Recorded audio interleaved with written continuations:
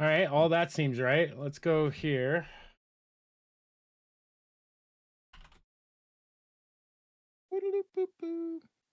Okay.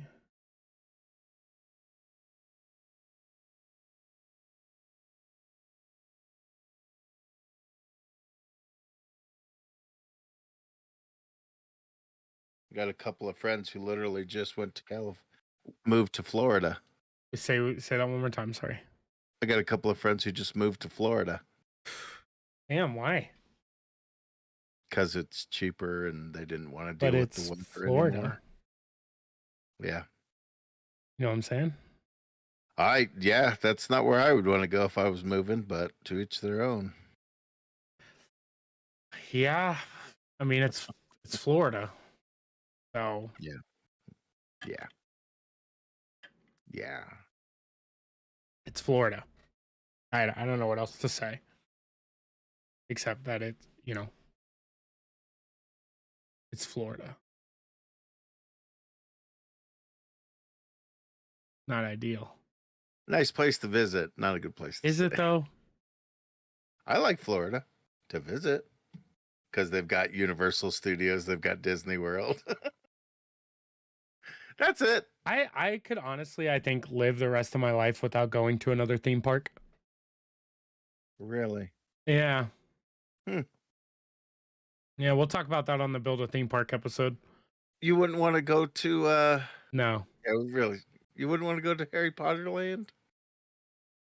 If I could have it privately.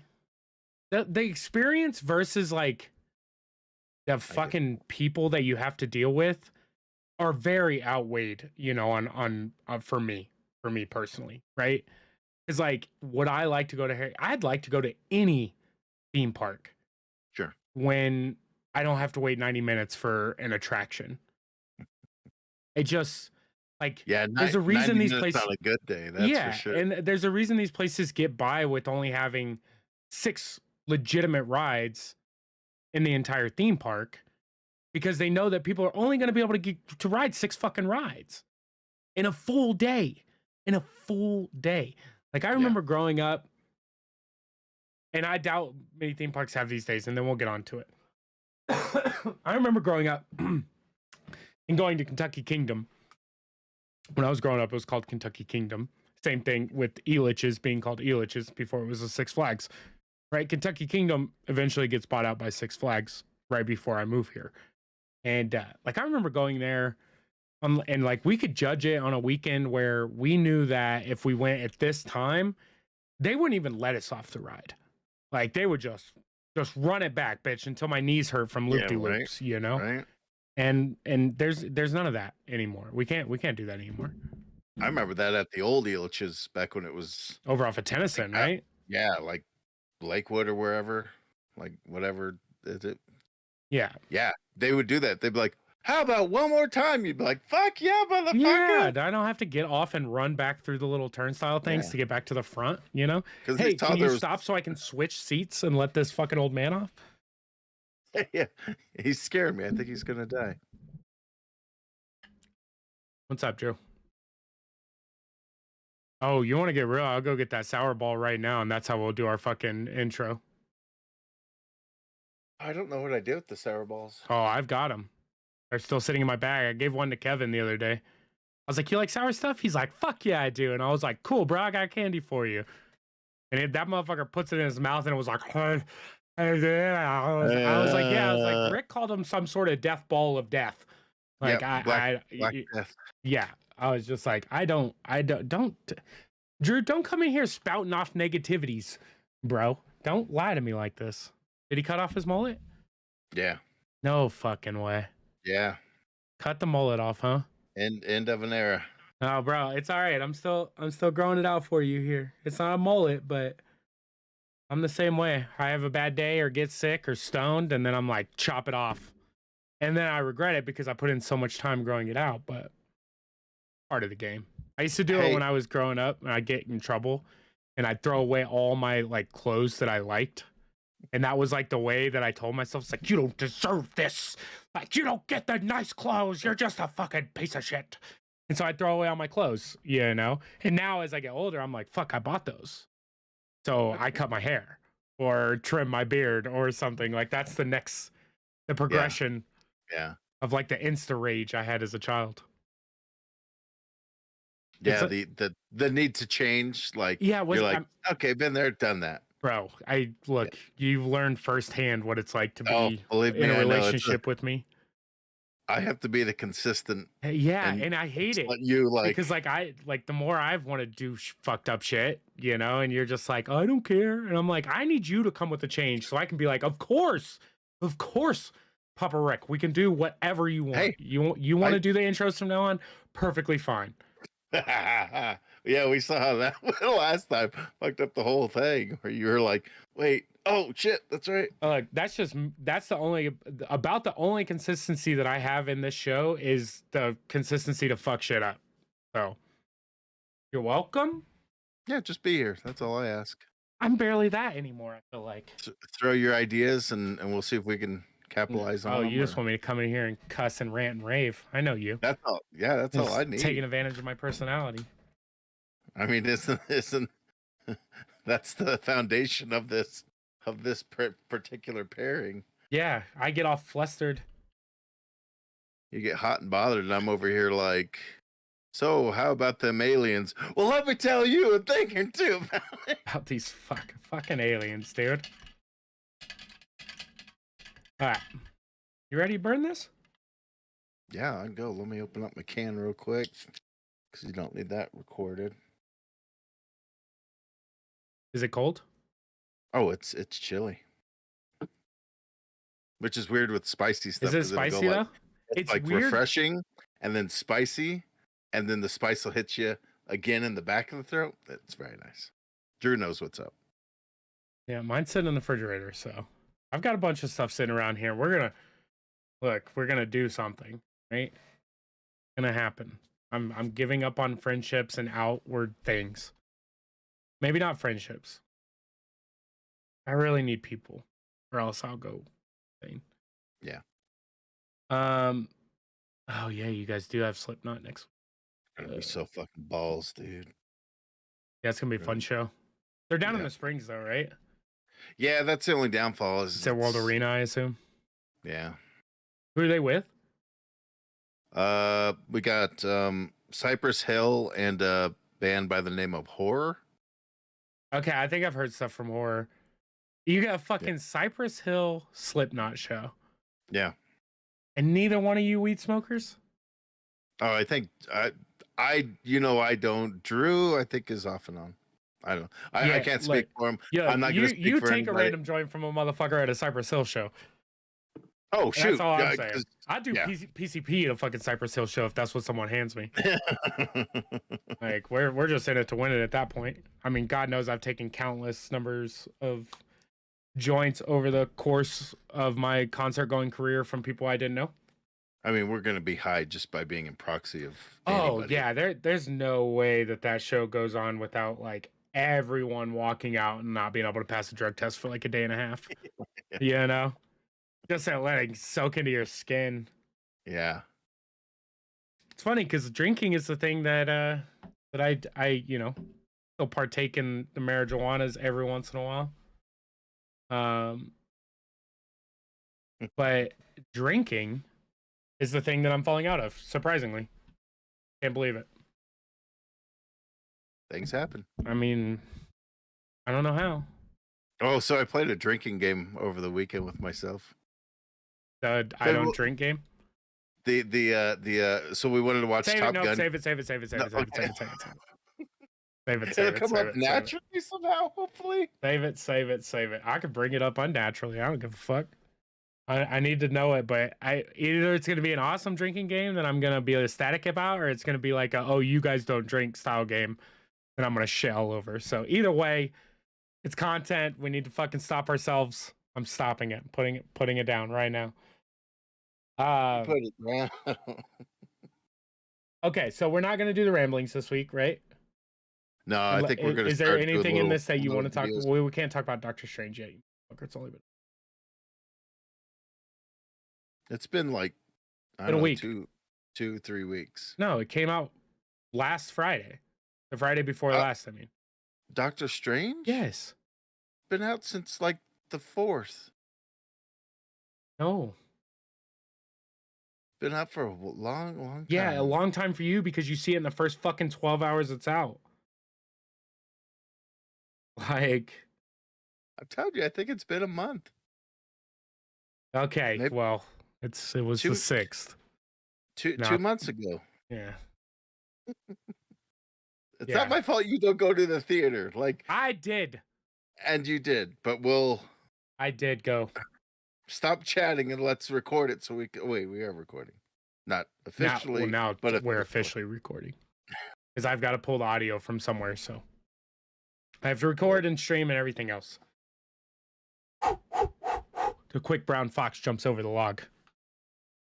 Yellow leather. Isn't that what he did? Isn't that what Will Yeah. Ferrell did? Red Yeah. leather, yellow. Yeah, red leather, yellow leather. Red, yellow, yeah. God damn it. You fucked me up. All right, we're going to wing it today. As we do. Oh, you're good? Sure, why not? Yeah. Your confidence never fills me with confidence. Confidence? What is that? I've never experienced. Well, I'm exuding it, and you're really putting a fucking damper on it. You know what I'm saying? All right, you ready? Let's go. Welcome back to the Retronomipod, a nostalgia and pop culture podcast where we discuss things from our past, present, and future. I almost forget the lines to that every time, and the fact that Rick did his paragraphs last week makes this week that much harder because now I feel like I'm not saying enough, so I'm rambling. My name is Toby, and I do that sometimes. So welcome. If you haven't joined us before, a lot of this podcast is going to be me just talking about nothing most of the time. And my silent co-host that I have with me, as always, across this beautiful wide world of the internet, my beautiful redheaded co-host and best friend, Rick. How you doing, buddy? Good. Sometimes I feel like I should like just raise my hand like in school and just wait to be called on, and then I can. Hi, I'd like to. Here's my answer. Yeah, the problem with that is like it's just gonna make me feel worse in the long run because I'm gonna like call on you, and as soon as you start talking and I'm just done with it, I'm gonna interrupt you either way. Yeah. So it's better for you to just interject yourself in and let me do it naturally than it is to like really set me up for failure / success. You know what I'm saying? They start going on about a point, and then you're just like, anyway, so. Plus, I'm like super vain when we record because I have both of our cameras up, and I like, even though you can't see me looking deep into your eyes over this, maybe, I don't know. I tend to look at myself most of the time. Like when I'm talking. I've got you blown up, so that's all I see on one screen. So. Oh, get rid of the up and we can fucking talk.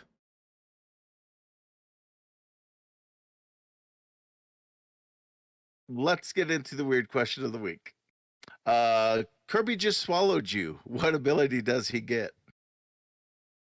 I mean, we could go back to the blown, but this one's easy, right? Because Kirby does his abilities don't even fucking change if you eat me. I'm just fucking sucking everything down anyway. Right, just right back to, hey Kirby, you can just go do Kirby things because you've been a role model to me since I was 7. He gets a point of inspiration. Yeah. Oh, I don't know, like self-worth. It's, no, because like contrary to like the confidence that I exude on the outer shell of me, I'm a very shy person. I've just learned. It's weird, right? It's kind of counterintuitive because I'm a very like good people person. But internally I'm like freaking out constantly. But I've been able to teach myself throughout the years that I have a very easy switch when it comes to being like, well, they're doing it, so I can do it. I've used it in everything, right? I've used it in, when I did theater as a kid, first days of school, to the point where like cliff jumping with friends, where I like see someone else who, it's probably a bad way to look at it, but I'm like, I'm better than that person. And they did it. Like, I'm gonna fucking do it, you know. But I have a line, right, where I'm just like, well, they jumped off the 80-foot cliff, and I'm like, well, I'm not stupid, so like, I'm not gonna do that, you know. But like within my comfort levels, I can easily talk myself into doing stuff and just being like, fuck it, get it over with, and it works out better, you know, for me in that way. It's weird. I don't know. I've always been a shy kid, but I've always just been like, fuck it, I'm gonna insert myself into this situation, and I'm good on my feet, you know. Like I can roll with the punches and do so. I don't know.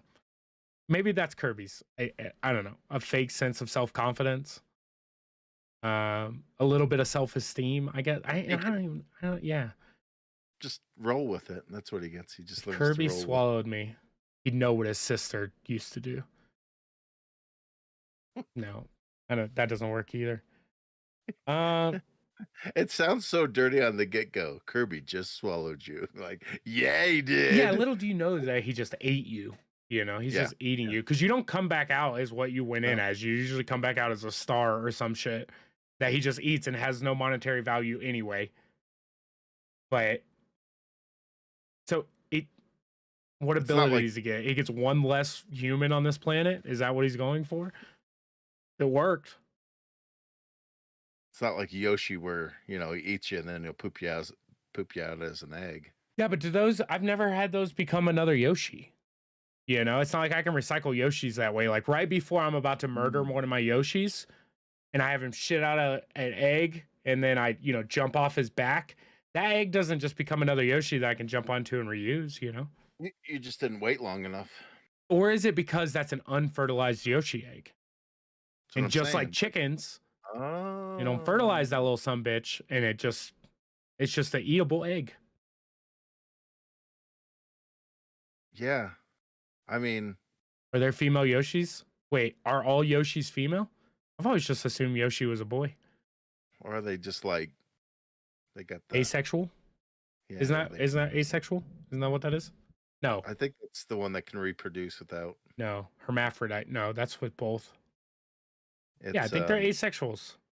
What is that? A cueca? That a bird and a shark have? That? No, that's something else. No, that's the one where like the birds like split down the middle perfectly or whatever. Is that what you're talking about? Or, like hermaphrodite birds. Isn't the cloaca something with a vagina? Yeah. I don't know. I'm not an expert at anything. Anyways, so Kirby, I don't know. He wouldn't really gain any abilities, not any good ones at least. He'd gain the ability to drive a manual, something that's fleeting in this day and age. That's something. There we go. That's probably as good as it gets. Well, you can't take mine. I know you can drive a manual too, but you always let me answer these questions, and then I feel like I'm like, come on. What? There are like icebreakers. This is how I'm going to break the ice to talk to this guy I've talked to for over 6,400 hours or whatever. Oh, bro, we're way above that. Like just in podcast alone, we're probably at like, I don't know, 100 and easily probably 120 hours podcast. Close to, because we've had a couple shorter episodes. But that's not even including all the times we've met in back alleys and brothels and stuff. Oh, that's the after dark stuff. Yeah, well, that's the stuff we don't record because the noises just frankly aren't great. I mean, I keep pushing the ASMR stuff for that, but you got to get a clean recording, and that's the part where it gets weird.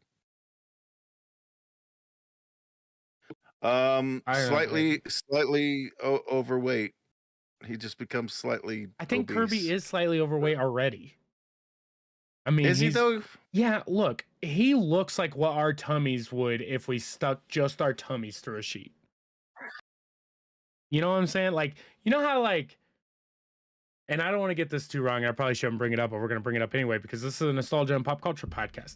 You know the certain type of Jewish people that when they have sex, they do it through a sheet? I've heard about that. Okay, this is what I'm talking about. But instead of my dick, it would be my tummy. And that's Kirby. And maybe I put my dick through. I mean, your tummy's going to kind of come through. Boom. 7 minutes in, earned our explicit tag. Yeah, fuck, dude. So I did something this week, and we're gonna talk about it real fast, and then you're gonna tell me about this drinking story. All right, because I did something that didn't involve drinking that I never do, and that's the only reason I'm gonna bring it up right now. But I went to the fucking movie theater. Which All is right, insane sat through considering. a movie in a theater. Okay, and I only bring it up for a couple reasons. First of all, because I never do it. Second of all, because I went and saw Bob's Burgers. I have not seen a movie in the theater since It Chapter One. All right. When was that? Hold on. Great podcasting. It. 2018, 2019. Oh, I think it was sooner than that, or later than 2017. All right. So 20. I haven't Good seen a movie God. in theater since the weekend of September 8th, 2017. It is now 2022. The movie that pulls me back in. So many movies have come out So many within those movies. times. Like good fucking movies, right? No, Doctor Strange too. it takes Bob's Burgers to get me back into a goddamn theater. I live like 2 miles from an awesome theater, and they serve food as most theaters do right now. I will say two things. First of all, they had a Bob's Burger. So naturally, watching Bob's Burgers movie, we ate the Bob's Burgers burger. Naturally. It's fine burger. Okay. It was early. It wasn't as good as what I needed to be, right? I needed more of the special sauce that they advertised and I didn't feel like I got.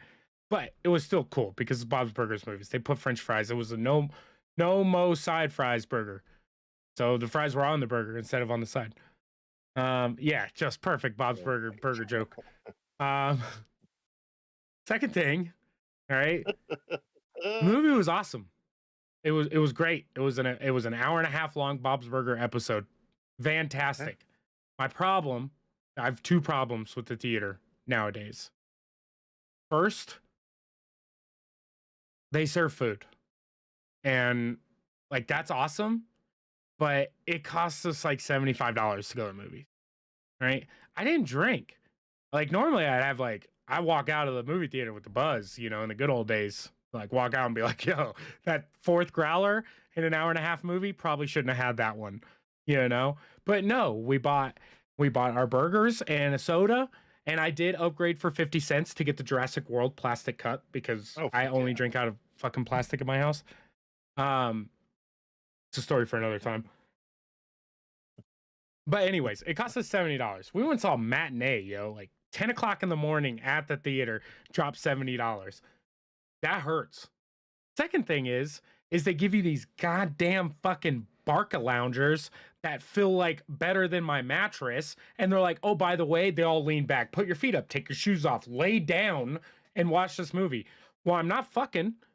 So there's only one other thing to do when I'm laying down. And that's go to sleep. So like I'm spending $70 and they get you up front and then I go to bed. And it's just like, it's 10:30 in the morning. I just got a full night's sleep.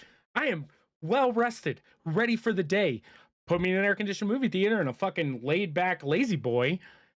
I'm asleep, dude. Twice I had to catch myself falling asleep during this movie that I thoroughly enjoyed from just passing out, just straight going to bed.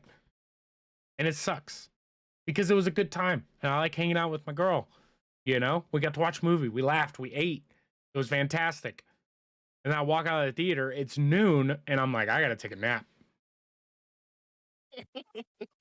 I feel you on the falling asleep. I do the same thing. Even if we go at like a matinee or an earlier show, it's still like, why am I dozing off? Yeah, but you're like a dad, and you work a bunch, and like you're older. I mean, I guess those are excuses, but I still feel like I am a 32-year-old, perfectly fine, healthy man that was sober on a Saturday morning, and I'm looking forward to nap time. And it was almost at 10:45 in a theater. The problem is I would have slept through it. Like I'd have straight, like if someone wouldn't have shaken me, I could have probably slept for 3 hours in that place. Woke up groggy as hell, pissed off, and watched the second showing of Bob's Burgers. You gotta leave now. I'm sorry. Your movie's been over for an hour. You've watched it twice. We've allowed this. Yeah.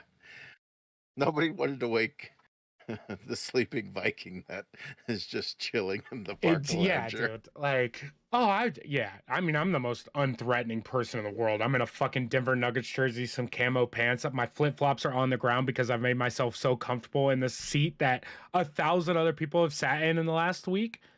Don't care. Like, Yeah. it's you gave me my own private seat with the table and stuff, and then fed me. Oh yeah, especially Just after getting fed, you're just like oh, nice full belly. the only thing I could do is like Time. eat the leftover fries, to keep myself awake. Thus going back to the Kirby situation of you're not hungry, bitch. You're just eating to eat. I don't understand it. And then I The look less in the mirror fry and in the I'm world. yeah, like, come on, dude. Their fries aren't even that good. Yeah.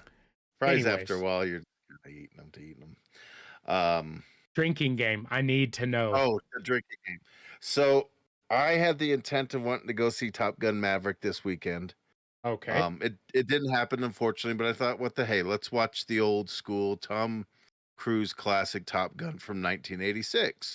Cool. But Okay. I also wanted to get a little snickered, as one does when it's 11:30 at night. And watching 80s action movies. Yeah, you're like, what else I'm am trying I to gonna smoke do? cigarettes and pump iron, bro. So, I grabbed the Kraken bottle, I grab a shot glass, and I'm like, okay, I'm gonna do this one because I was looking through, kind of looking at different drinking games for the movie, and there's a bunch of different ones. Every time somebody says a call sign like, "Hey Maverick" or "Hey Goose" or "Hey Hollywood," any of them, you Yeah, take a you shot. are I'm like, blacked out. that's a little much, right? That's a little too extreme. A So I shot of thought, okay, water. let's take it back a bit. So I do the danger zone. So every time Danger Zone gets played, which is more than you remember, but less than you would expect. Like it's a weird in between of like Yeah, because you think it's only one song. It you think only it's like plays the one last time like in there. big Yeah. He's no, like but it's in walking there. on the deck to the plane. Yeah, happens about 5-ish times, give or take. What is Which is okay? a First of all, what is give or take? It either happens 5 times or 6 times, I or mean, is it like playing on the radio when they're like getting into the shower and shit? yeah, no, that's that's the romantic song for the life of me. I can't remember what the hell the name of it is, but it's yeah, I would say it was about 5 times that it popped up. So it was like, geez. It only took 5 shots in an hour and a half. Yeah, which isn't like What kind of game no is this? I'm trying to have a no game which if I know what my toilet tastes like tonight. Like, like that's my on kind of game. I set myself up hindsight, for failure. yeah. You know. Next time we'll say every time there's another one that was like anytime that he breaks the rules, you take a shot. So I think I'll do that in combination with the song, and that might be enough to be like, okay, now we're buzzed. Now we need to go to See, sleep. anytime I play drinking games, right? But I am a binge drinker. Like when we drink, we drank, right? My teenage years into like early 20s, it was let's see how fast we can black out. And given most of us didn't black out, but that's what we were going for. Like 5 shots in an hour and a half is like I'm gonna start my Friday night kind of like that. Given Yeah, this is all gonna end with me vomiting on the toilet. Do not get me wrong. Like it's not like I'm fucking going to the gym at 4:30 the next morning, but like we trying to get drunk. Like I'm trying to make mistakes in my bodily functions tonight. So I have a real fine line between like I'm just not gonna drink or we're getting sloshed because I drink with a purpose, not yeah, with a I like the way this tastes. The yeah. I'm aroma not. of this, Yeah. no, bitch. Yeah, well, you're taking shots of Kraken, which first of all is disgusting. I like Kraken, Ooh, right? smooth. It That's is all I could say not all night. smooth, dude. It was not smooth. I Oh was like, my god, that shit hits so hard. Even if it's yeah, frozen, you could break that bitch out the freezer, right? My brother is a fan of Kraken, right? I used to drink it with him, but it was all like Dr. Pepper mixed with Dr. Pepper or chased yep, with Dr. Pepper. yeah. No, I've taken a shot of Kraken straight, and it about came straight back up because that stuff's not Nah, good. That stuff's that's not not good, gonna dude. happen. I'll hold my liquor. I'm That's a for whiskey sure. drinker, so like I have some uh Breckenridge Reserve blend or something in the freezer right now.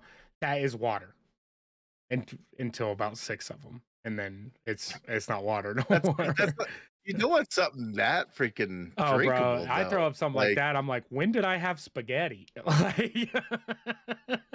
be like, that to be that loose and to have something oh, that's that dude, no, drink. like I said, we'll get drunk together one of these days. It's gonna be fun. But you really took the dad route on that drinking game, I will say. I was the only person doing the game. Like I tried to Pussy? get Tiff into it, but like Yeah, she was, hype yourself up. she's just doing beer, but you know, Shotgun those beers. shotgun the beers. Just shotgun them. I'll One of these shotgun one nights, with you right now. We'll pause this podcast for 12 minutes. I'll You go get wanted beer. me to be in on the drinking game. No, yeah, I did. I just said I'm, which is no, a it's lame dad thing to do. I'm like, I'm gonna drink by myself. He only grabbed a shot glass. oh, It's see, yeah, There's only one. It's on me. yeah. The onus yeah. is on And me. then you didn't even Next get time. drunk. And then I didn't get drunk. You That's got the worst beat part. at your own drinking game. Yeah. How? No, I succeeded in the drinking game. I Did just you didn't though? I didn't get drunk, which I think is the point of a drink. Yes. Winning is being drunk. Like that's you don't win drinking games by just staying sober. Like, This is the thing. Like we haven't gone like the last few times that we've gone out to drink we've gone down to Colorado Springs to a friend's house, and we've drank where it's like another drink, and we're like, well, you just want to drive home or should we get a place? How you feel? Oh, I'm okay, I could drive. Okay, then let's just drive back. You know what I'm saying? We're gonna run a D&D session over at the house. The elevation there, because literally we can drink so much and I feel nothing, and I'm like, I should be buzzed. Oh, I'll get you drunk, Tiff. Don't worry. We'll come over to my house. We won't even get through a fucking game of goddamn Ticket to Ride. I'm down. I'll drink beers with you. I'll drink anything but like straight gin. And even that, like you know, would have been appropriate. I had this thought while I was doing the shots. I was like, oh man, we should have got some aviation gin because it would have been appropriate. Isn't that the Ryan Reynolds? Yeah. To drink because it's called aviation, and with the Top Gun movie, it would have been a funny like, but. Now it's just funny because we're laughing at you when you turn your back. That's oh, accurate. Look, I made the mistake of looking at our Google Docs, so go ahead and fucking sour the mood, Mr. Downey. Yeah, this is crazy. Ray Liotta passed away. He was only 67. You know Ray Liotta. Who but this is not the one that was on the top. Nope, because this just happened, and I didn't add it to the thing because sometimes I like to take the rug out from underneath you. Yeah, well, good job. Succeed again. But like the ultimate good bad guy, like he was always solid in everything he was in. But it's just kind of crazy that we've had a lot of deaths this year, and like this one was really another one of those like, what? Yeah, Ray Liotta hit kind of everyone hard too, and like it's funny because like he's known for Goodfellas, if I remember right. Yeah. Always mix those up with a bunch of different ones, but like those aren't the ones that I knew him by, you know? Like Goodfellas was one that I had seen, but he also does the voice of someone animated, and I cannot for the life of me remember. Yeah, you're right, he does. But I mean, Field of Dreams. Field of Dreams, that's what I know him from. Yeah. Dad in it, and you know. Let's... He's been in so much stuff. He's done a lot of TV, he's done a lot of movies. He's just one of those guys who's a consistent actor. And yeah, that was just kind of like one of those like wild, what? That guy? But things happen, man. It's definitely one of those bummers, you know, because it's just one that you didn't think about, and when he did pass, you're just like, well, fuck. And he was like pretty young considering, like only 67. He didn't even make it to 69, which is the magic number. Yeah. I can't find what he voiced, but yeah, it's all right. I'm sure somebody will hit us up and say, "Oh yeah, for that it was blah blah blah blah blah." Yeah, it was something animated, if I remember right. He was in Hubie Halloween. That was the last thing I saw him in for sure. Muppets. Yeah, that's a bummer. I just even though like it's crazy because you just don't realize these people get like older, and like the last like picture that people, of course, the picture after he passes that everyone shows, it's like, well, yeah, he looked fucking rough, and but it also seemed like it was kind of like a little unknown, like he was only dying lately. It wasn't something that like I heard about fucking 3 years ago or something, you know? It's just those ones that creep up on you, and you're like, you know, like the guy we're going to talk about next, George Perez, he's another one of those guys who just kind of kept it to himself. And you meet him at the conventions and you'd be like, oh man, I love your work, this, that, and the other. And come to find out he's suffering with like colon cancer and stuff. And I mean, that like, was the Chadwick Boseman, right? Same thing. yeah. Like, where you're just like, they just suffer in silence, and yeah. probably better for it because that way they can just Well, and that's what I was do the work, and yeah.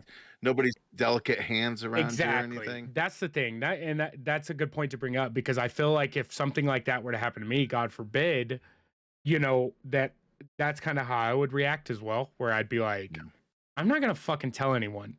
Like, I wouldn't even want to tell my significant other, because it's like, I don't want her to have to live, Right. you know, with the thought of like me dying. But I also don't want to just die randomly and be like, well, good luck. He had cancer for the last 3 years and didn't tell anyone. So there's that, you know? Yeah. I I don't mean, I'm know. sure, family and close friends probably know, but they're probably just very much like, no, let's just keep it to ourselves, and I'm going to keep doing it. And, with George Perez, who, for those who don't know, he's a huge comic book artist who's worked on literally everything. Like, he's another one of those big names. He passed away at 67 too. So 67's the 67 magic number is the there. new 27, I guess. Yeah. But yeah, he just kind of kept it to himself. He was going to do the therapy stuff or whatever, and he was just like, nah, I'd rather just live out my life. And he lived a bit longer than they said he would, but ultimately it's going to take over you. And I kind of, for those who choose not to take the therapy, I'm like, okay, you know yourself well enough where you're like, I don't want to live my final however long, trying to do this and feeling sick and doing all that. So, And that's what, like, it's kind of crazy, because that's becoming more of like a thing the further on we go. Because it's like people are seeing, the ravages that treatments take on your body. yeah. And it's just like, if I only have 2 years left and you can't guarantee shit nor give me like decent odds, I don't know if I even want to try to live my last 2 lives just to die anyway, where in theory I died 2 years ago when you put me on treatment, Yeah. If I look, it's respect. Everyone lives their own life, and you can make that life decision. And the fact that, like, we don't have better options for people to do what they want with their own goddamn body across the board. Yeah. Like, it just shows you the government gives 2 shits about us. Yeah. Can't make money if you're dead, Yeah. Yeah, that sucks. Damn, you fucked me up. You done Yeah, fucked me up. we start the top of the semi top of the show with that, so that way we can kind of dig ourselves out of the black hole of despair. And speaking of black hole, looks like we've got one in the center of our galaxy. And they released an image of it, which kind of looks like an unfocused picture of the One Ring, if you were to ask me. Wait. It's like Is this link actually going to take me to what it's supposed to? God, I hope so. I can only hope. Oh, it does look like an unfocused picture of. Okay, redirect. Let's go. Okay. Why do you even release pictures like this? Just to make people go, oh, shoot, science is still a thing. Literally, the NASA's first still doing sentence is stuff. pics or it didn't happen. Yeah, right. But isn't the big thing about Milky Ways is that they just kind of gravitationally pull things into them, and they just Well, it would make sense now because they all have fucking black holes in the middle of them. How far are we away from this black hole? Well, that is a good question, my friend, because I wish I could tell you, but I couldn't tell you because I don't know the answer to that, because I ain't a science boy like that. Look, you may recognize the EHT as the telescope that took the first ever photo of a black hole in 2019. Okay, it's 2022. This is the fucking picture of the black hole. Guess what, guys? I don't need to see this, because guess what? It doesn't look black or hole-ish to me. It's just, it looks like the beginning of the Eye of Sauron. Yeah.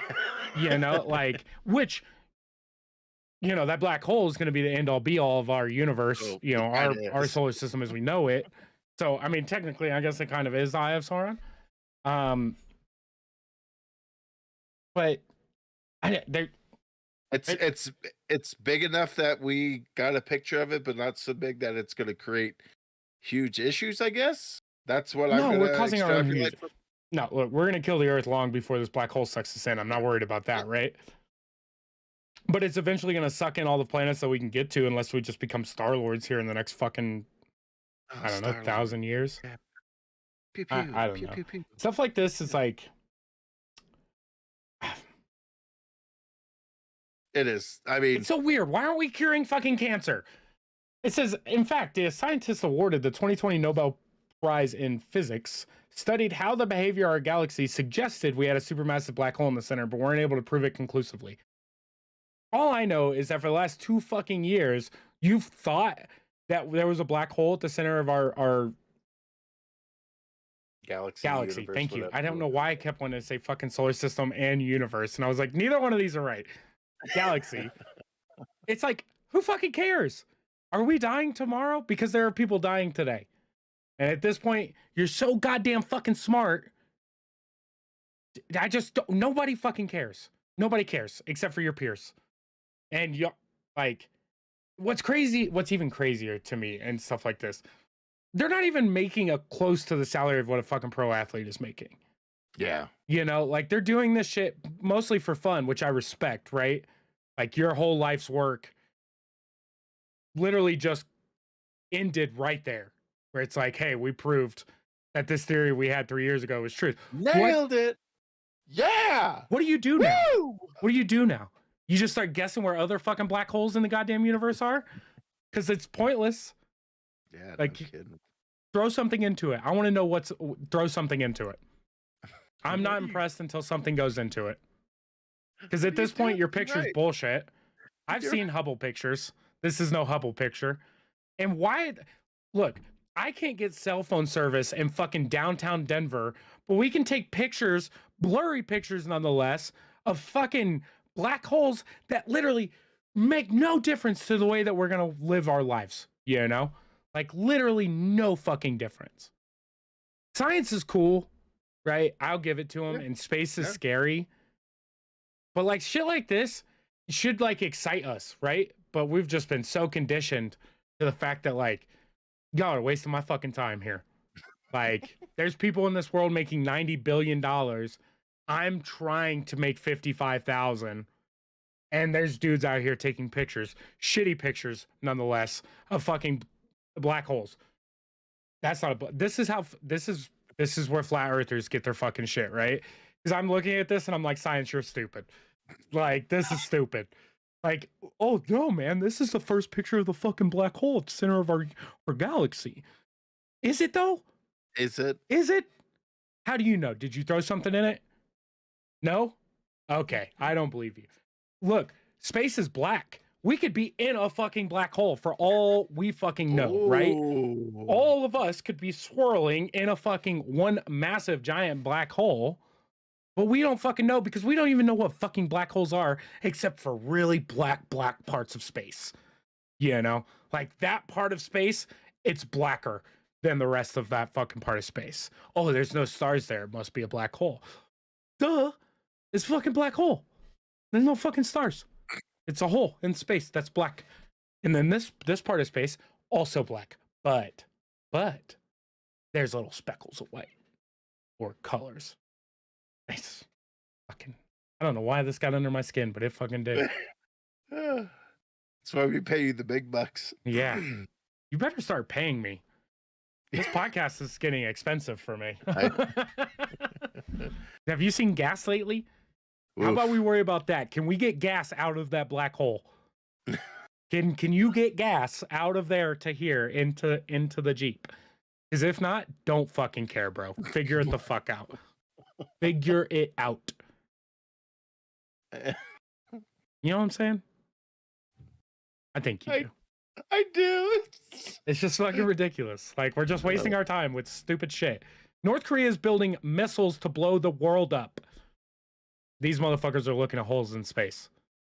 Everybody's got a hobby. You know what I'm saying? Yeah, Like, Elon Musk is sending cars to Mars, and this guy's taking a blurry picture of a fucking. It doesn't blurry look black picture. hole-ish to me, dude. It I doesn't just look like it. like the picture of it. They could have literally. I would have been more impressed, right, if the picture that they put on this post was just black. It's just black, because at that point, I can't tell you if it's a black hole or not. I'd be like, yeah, that's what I assume a black hole would look like. Instead, you gave me something that's red. It's supposed to be a black hole. That looks like a red hole. That I mean, that's what the sun looks like if I stare in it long enough. I don't know. Like, way to go, Event Horizon Telescope collaboration. Y'all did it with billions and billions of dollars while there's kids starving. This is the picture that you spent all that grant money on. That right there. That's what our government gave out for them to look at. Instead of, I don't know, doing anything else productive for its people. They're like, no, you guys take billions. We need the picture of that black hole. And then they show them this, and what do you tell the scientists? No, that's not good enough. They're like, sir, that's a picture of a black hole. Buddy, it's red. It's not black. What'd you do with all our money? Like, we did what you asked. Nope. See, it's a lie. Boom. Science ended. And now people believe in fucking whatever. God damn it, science. We got to get off of this shit. I don't know. Like I said, I am so sorry. Any scientist probably not listening to this show. Do better. Just fucking do better. The one guy that does listen to us is like, you know what? I can do better. Yeah. And I will do better for those guys just to prove them wrong. He just takes a crown and like fucking does it black all over the paper, and he's like, see? Black hole. See? Black hole. Look, I would be more interested if you could actually dig to China. We don't even know what's all in our oceans, dude. Yeah, it's crazy. Like, There's literally so just much we just don't know everything about here yet, and we're worried about there. Come on, science. Do better. Better science. What if there's a black hole at the bottom of the ocean? I got a fucking black hole for him. You don't know what's up in there either, I promise. There is a black hole at the bottom of the ocean. It's called the Mariana Trench. That's a black hole. You know what makes it even worse too? And then we'll get the fuck off of this. All right, I don't know if we will. Look, we got deep enough into our oceans, right? Because a fucking millionaire movie James Cameron. director wanted to fucking see stuff. Yeah. So he could build a movie 20 years in the future. That's why we can do. Scientists.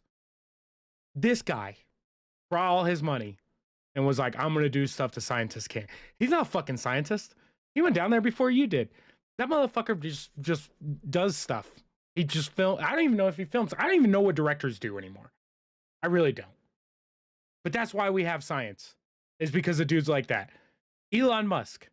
I'm going to build PayPal and I'm going to sell it. You know what I'm going to do next? I don't know. Elon, what are you going to do? You're going to go to Disney World? No. He's like, I'm going to go to space. Because we can just do that, apparently. You know, and just do that. Yeah.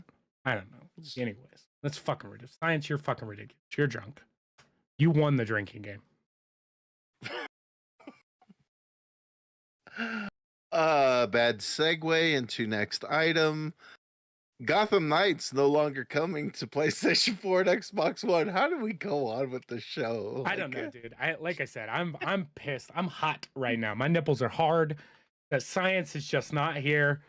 I'm doubting everything I've ever learned. Pluto is a fucking planet. I don't care what you say. Science was wrong on that too. All right, they've been wrong numerous times in our life. It's like medical doctors when saying, look, this is ridiculous too, because like I know, Jesus Christ, Rick, I'm sorry. I see your facial expression. Medical doctors are never perfectionists, right? They're always in a practice, right? I don't want my medical doctor to be practicing shit. Like, I need to know that when I go ask you questions, you're not like, well, it's a good practice to look at your syndromes. Sure. Symptoms. Symptoms, thank you. Bro, English and science. Fuck y'all. This is bullshit. Scientists are why doing we the do same it. thing. They're just guessing until it sounds right. And no one can prove them wrong. They're like, this works until it doesn't. They're like, sounds good to me. Yep. And then they're wrong. And they're like, you know what? Let's backtrack on that. Here's what we actually know. What we do know is oh, Gotham Knight's not coming to last gen consoles, right? So yeah, which sucks for someone like me who will like hold on to their, current, not I guess not current gen anymore, but previous, I don't know, whatever, my Xbox One. I'm gonna hold on to that thing until it's absolutely obsolete because I don't want to go out and drop, $400 or $500 onto the next system. at this point, you have a computer. You just haven't learned how I to use it yet. know. I don't want anything bad to Look, happen to this the makes sense. computer. Yeah, I know, right? It's gonna. Oh God, I had to say it. It's one thing that sucks, right? You spend all this money on something that's so much more powerful than a current gen console, and if we like, something's gonna go wrong. It does so much, right? Like we've talked about it. We've discussed like what my PC does on a daily basis, just for the podcast, not including anything else. And every time I turn this motherfucker on, I got my fingers crossed, and I'm like, is today the day? What's gonna break? I've already replaced the hard drive. I went through 3 graphics cards when I built it brand new. Right? I'm on my 3rd graphics card from buying them brand new. I had 2 bad graphics cards out of the box. Both of those graphics cards, same graphics cards. All 3 graphics cards were the same. That graphics card, the graphics card that's in my PC right now, costs more than any current gen system. That's a $590 graphics card. And no games included, no controllers included. Oh, you want a monitor? Oh, you want a keyboard? You'll need a mouse too. And all of a sudden, my graphics card is the least of my goddamn worries because I got to do everything else. This makes sense to me, right? Only for the sole fact, for 2 reasons. You have Microsoft coming out with any Microsoft first-party game is going to get released on PC too, right? My PC can do a lot more graphically than what any current gen console can do. Just hands down, it can. So the developers, when they're building this game, you got to think that they're building, last gen, current gen, and if they're having a PC port, you've got 3 full different games. Let alone if you throw Nintendo in there, right? If you throw Switch in there, it's even different. You're pretty much building a mobile version of your current gen stuff, which now you're building a mobile, a last gen, a current gen, and what will call a next gen with PC, gaming, right? So it makes sense for them because Gotham Knights reportedly is going to be on PC. And the thing that kills me with this, and the one thing that I'll say that is bad, is you're always going to have more last gen consoles out for the first 3 years than you are new gen consoles. Now, this one is even worse for that because of the lack of new consoles out there. So you've got 8 times the amount of last gen consoles that you're still updating, right? Like this made sense in like PS2, Xbox to PS3 360 days, right?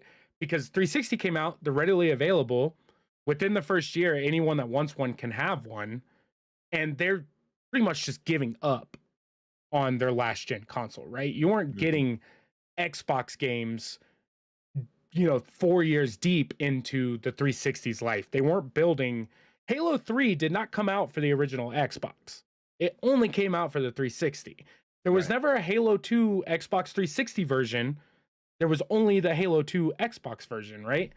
So why is it that everyone feels as if you have to have stuff for the older consoles when we never did before, right? It was only getting into that like PS3, the Xbox One era when, people were asking about backwards compatibility and stuff like this. Well, the waters have gotten so muddy over the years that no one can tell what's next gen, what's current gen.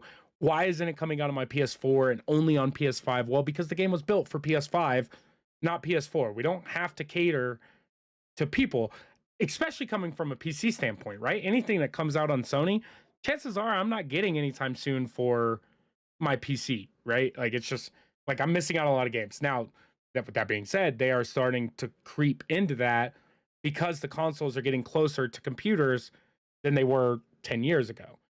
I am one of those people where unless it's like mainstream games, you shouldn't expect indie artists to fucking make 2 games. You shouldn't expect AAA studios. Maybe, yes, because they're on the same network. You're playing Call of Duty with PS4, PS5, PC players. Cool, that's fine. You guys have the money. Make the fucking game for all the consoles, right? Not every game deserves to have a last gen release when the next gen is out. I preface all this with the fact that next gen consoles are not readily available. And you get a real fine line now that people that want new consoles don't have them, can't get them, versus, well, they have your last console because it's all they can play on. You should make new games for this console. But we got, personally, I think we have to get back to the point where you can get consoles if you want them within that first year. Now, given everyone's not going to get a console in that first year, but you should have the option to do so, which we have not had the option to do so. But your last gen games, guess what, boys? The library's done. Like, Yeah. you don't get anything. You don't get games optimized for the PS4 because it's been optimized for the PS5. Now, if it'll play on a PS4, but it'll do it shittily, cool. Release the disc. Put it out there. Let people fucking spend their money. That's fine. Stop taking the time to cater to folks that have the option to go up. Again, in our situation with COVID, with everything, blah, blah, blah, it's a lot easier said than done, especially considering that I play on a $2,000 console. It's a lot coming out of my mouth. I don't buy current gen stuff anymore unless it's for my PC. I don't play current gen games anymore unless it's for my PC.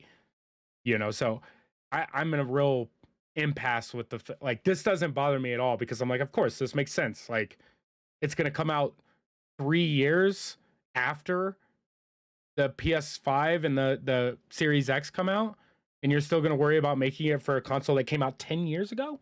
The PS4 came out 10 years ago. That's wild. Something like that. 9 years ago. But Long still, enough. like, why would you make developers who are already in crunches anyway have to worry about a console that came out 10 years ago? That would be like when you got your 360 complaining that it didn't come out for the N64. That's why, exactly. That's what I'm saying, right? This is the argument that people are having. They're bitching about the fact that their 10-year-old console can't play current gen games.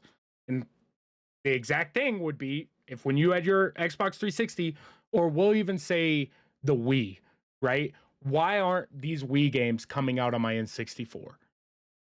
Nintendo. They all should work, right? The difference is, like, Nintendo was smart. They just keep changing up their fucking cartridge game every time. Yeah. They're like, cartridge, disc, cartridge, disc, cartridge. They're like, nothing works. Sorry, it's only built for the system. Xbox, PlayStation, Yeah. they're just disc based all across. People look at a fucking disc and they're like, it's a CD. Why doesn't it play in my stereo?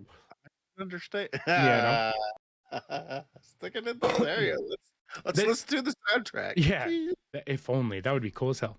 Yeah, this shit, like, look, you're either and people that are pissed, right? You have two options here. They canceled the last gen versions of the game, or they just canceled the fucking game because they're not going to be able to finish it in the allotted time that they were given. Yeah. So do you want Gotham Knights eventually, or do you just not want it at all? Because those are pretty much your two options now. Since it's coming from Warner Brothers, and they have another big game on the horizon with Hogwarts Legacy that's supposed to drop this year as well.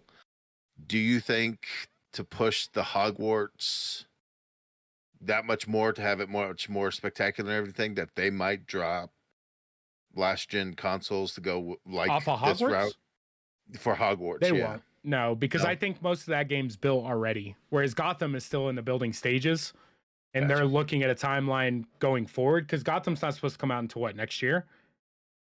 October 25th of this year. Oh, of this year. Yeah. Damn, and they cut out? Yeah, that's why I think this is a bit of a bigger thing, and that's why it has me curious about the Hogwarts thing, because there again, it's like I'm upset that they're not keeping it for me, but like you've explained, it makes sense why they're going that route, because you want to push the new ability of the new console, to push that even further, because it's all marketing and whatnot, but it's also like, hey, look what we can fucking do. Yeah. Like, these comic book characters are going to look fucking sweet in the next whatever engine that they're using to make it look all beefy and cool. Who knows? Because I mean, that's a good point, right? Because if it's supposed to come out this year, it should already be. It should Pretty almost well. be going gold at this point in May, Yeah. June. Um, yeah. So that's interesting. I don't know what they're doing. Maybe they're in talks with Microsoft and Sony, and both of those companies are letting them know like, hey, we're gonna have an influx of systems come the holiday. Like, we want to push the new systems. If the holidays come around and all the kids want are games on their last gen systems, because that's what Sony said. Sony said that there's supposed to be, not a plethora, but quite a bit more inventory of PS5s this holiday season and readily available by summer next year, Again, which is crazy because we're 2 years deep into this cycle Yeah. and I've never seen one in fucking person. None of my I mean, friends, given everyone, all I, my friends have PCs, but I've never seen one on a store shelf. I've never had the option to like buy one, ever. And I've never seen that with any other system. Even when we were waiting in line for N64, 6 months in the N64 cycle, you can find one anywhere. You can go to fucking 7-Elevens and find one of those goddamn things. It's just a different time with all the issues and everything else going on that It's just a lot of fucking hands in the pot and everyone's greedy little bastards. And because we don't do stuff within our own country, and you could say this about a lot of countries, but because we don't do or make anything within our own country for all the commodities that we're trying to buy, guess what? Other countries control what we get when we get them. That's just what it is. Yeah, that's fair. Make America build again. We can have Okay. PlayStation 5s.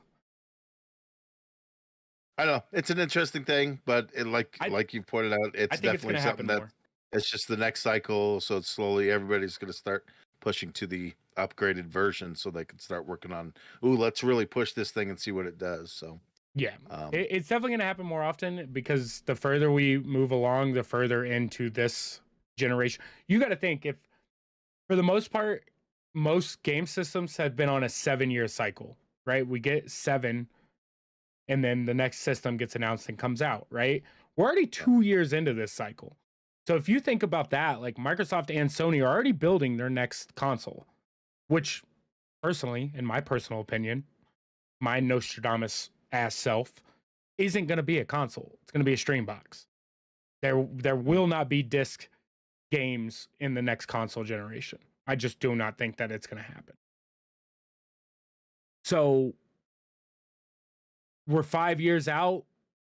They're stopping now, 2 years into the cycle. Most people that'll have them will have them in the next 2 years, you would think. And then at that point, you're only 4 years away from the next console that you're not going to be able to get at launch. It's weird because now the cycle's like half and half, right? It gets released 3.5 years in, most people have them. Another 3.5 years, you're releasing a new one. But for the people that got theirs 3.5 years in, they're another 3.5 years out from buying the new one. So like you're having, I don't know, it's fucked. But we're gonna have streaming boxes. I almost guarantee the next 2 consoles will be stream boxes only. It'll be downloadable. Yeah, if they don't start implementing that now, with they are the I mean with the digital only versions of both consoles have digital only versions, so they're already implementing that, because that's where you're losing people like me, where like I buy all my stuff in physical form. If I don't buy it for my computer, I buy it with a box. It's just, it is what it is. And you have collectors, people like me, who want physical media, and slowly but surely all physical media is kind of going by the wayside, So sure, at one point, the stuff that I like to collect will no longer be collectible. And I'll only be stuck with the stuff that I have. Then it really will be retro when you're like, oh, you've got a hard copy of a game? That's weird. And for the PS4? PlayStation 4? That was 5 consoles ago. Yeah, they don't even call it. Now it's just called PS10110011. Yeah, it's the PlayStation app or something. It'll be called PlayStation Infinite. Yeah. PlayStation Infinity. Because that's what they're all going to. Halo Infinite. Now. I don't know. Yeah. But Game Pass is amazing, so we just give me streaming services where I can pay $10 a month and play all awesome games Yeah. that I want. Yeah. And I'll buy the other ones that don't show up. Huh. We're in a weird spot with video games right now. They're all built better than movies and take a lot longer to make and a lot more immersive. And we're 10 years away from them all being in virtual reality. And we just have a metaverse. Log on to Facebook and go to work just like Ready Player One. I'm ready for it, dude. Give it to me. Fuck it. Let's go. This worldly body, not worth it. Let's join the singularity. Something cool that's happening. Slipknot did a crossover with the video game Smite, where essentially you could buy their rad looking skins of the various members of Slipknot. It's just kind of a cool thing that I thought was neat enough to share if you're a fan of Slipknot. I think it costs like $10 for the skins and stuff.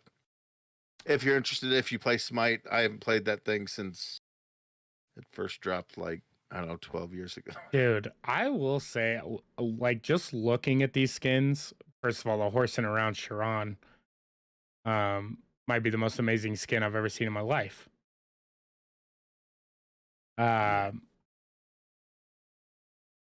But these things are badass. Yeah. Like, for skins in a game, Aquatic Nightmare Ra, the Necro Alchemist Vulcan, dope. And yeah, then, some of their shit is cool, for sure. yeah, just... And all the Slipknot ones alone, the Corey Taylor Poseidon is just fucking epic. They Clown already Sick, have, yeah. it just works so well because they already have the theatrical side to their shows and stuff, and the fact they wear masks and costuming of sorts. It's very much like, oh yeah, it makes sense. It's like, short of Gwar doing one of these crossovers, like, it makes sense for a band that is theatrical to be part of a video game that's over the top. And they made them look badass. Like, I mean, it looks like the band. Yeah. Yeah, this is cool. I'm super okay with this. Plus, like, of all combos for you to do, you did Smite and Slipknot. Yeah. Come on, these boys have to play they have to play Smite. So somebody in that band is probably like, just like, super fucking good at this. They like contacted them and, hey, there's this game called Smite. Smite? Yeah, let's do it. Whatever they want, let's go. Yeah. 100%. They're badass. Yeah, these things are super fucking cool. The Craig Jones Poseidon. Ugh. Yeah. Great. I'm good with this. More of this. More of this. I don't, it's funny, and I'm gonna say it since we're kind of talking about it, but like Fortnite, right? Fortnite has a great selection of skins. Some of their skins insanely badass. There's no denying it. But they're also doing something where they're like putting creators and stuff in the game, like YouTube people. Really? And like Fortnite creators, which, like, the concept is cool, but for me, like, I'm never gonna buy that skin. Like, as a casual player of stuff like that, like, I'm gonna buy the Master Chief skin, or they had like a Blanca Street Fighter skin.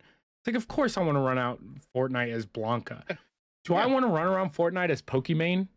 Fuck no, I don't. Like, why? You're just feeding pockets of the wrong people. Like, let me feed the pockets of the shit that I like. But then again, I mean, Fortnite's played by a bunch of 8-year-olds, so of course they want Pokimane skins. I don't know. It's nothing against her, and good for her for having a fucking skin in a video game, because I sure the hell don't. But like, they're choosing the wrong thing. Where Smite came out and was like, fuck it, Slipknot, let's rock. Yeah. It's just like, hell yeah, Smite. Like, I'm gonna go play Smite for the sole fact that I want to look at the Slipknot skins, and I respect you guys as developers because of the stuff that you put in your game. Fortnite seems like a lot like Pop Vinyl, where they do a lot of crossovers. It seems like it's almost on a weekly basis that they're doing a crossover with somebody where, like, ooh, get this exclusive skin of Batman, or this exclusive skin of enter some pop culture reference here, Dr. and then Strange. we're going to do it. Like that, they just do it all the time, and it's great because people are going to go there and be like, "Oh, that's my fucking favorite character." I'm absolutely raking in money, like a disgusting amount of money, and that's why they can do it, right? Is because they have all this money, so they can pay for all of these things. And they just make all that money back because people fucking eat it up like goddamn Yeah. Oreos. Yeah. Yeah, I don't know. This is cool though. I like this. It's fun times. But from something awesome to something a little questionable, a guy created a 3D model of the human centipede, but he made it with gummy intestines. So he made a gummy human centipede. I mean, it looks delicious. My question to you is, what end do you start with? Oh, I'm going butthole first, dude. You know I'm going butthole first. Especially if it's not a real butthole. I'm fucking nomming that shit like soft serve. Yeah.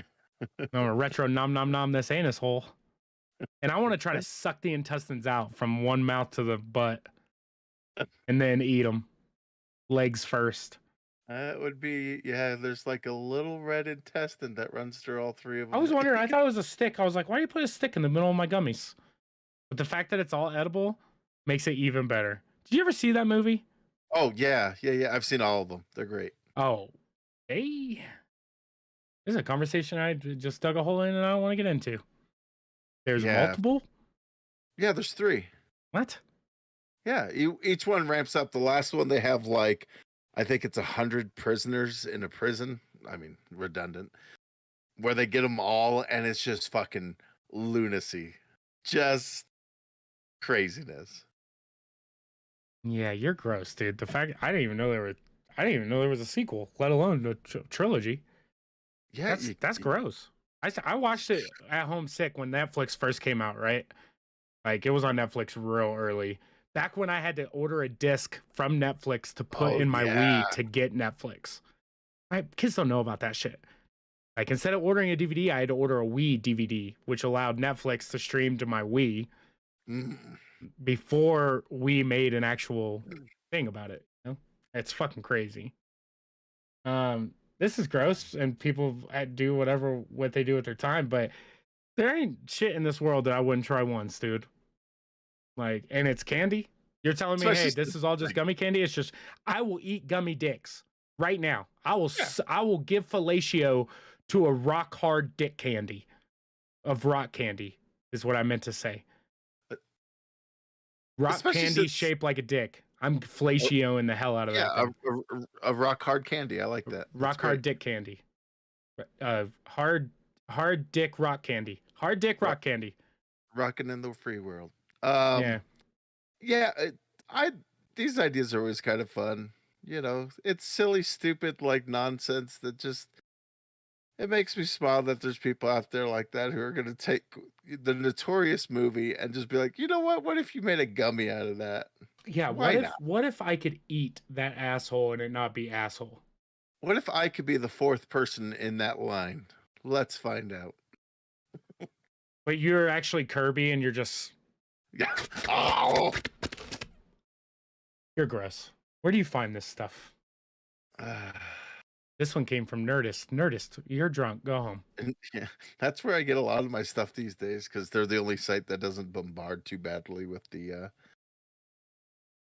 ads. I mean, I'm not saying they're perfect, but they're pretty bad. Yeah, we've had worse, as we've known, or we've had some that you click their link and it goes to nothing. It's better than autoplay videos. I will tell you that. I'd rather the link go to nothing rather than me click on your link and it immediately blasts me in the face with a 15-second ad before you autoplay a video that I probably wasn't going to watch anyway. Yeah. I'm just going to pause it and it's going to piss me off. I'm probably going to go look at something else. So, staying on the topic of food, as we are wont to do with Kirby and ourselves being the unstoppable eating forces, engineering students at Johns Hopkins University solved the universal problem of burrito malfunction. You know, where you can't quite get it to stay together. Well, they created edible burrito tape. Look, why aren't we funding this? Like, we got motherfuckers out here taking pictures of black holes.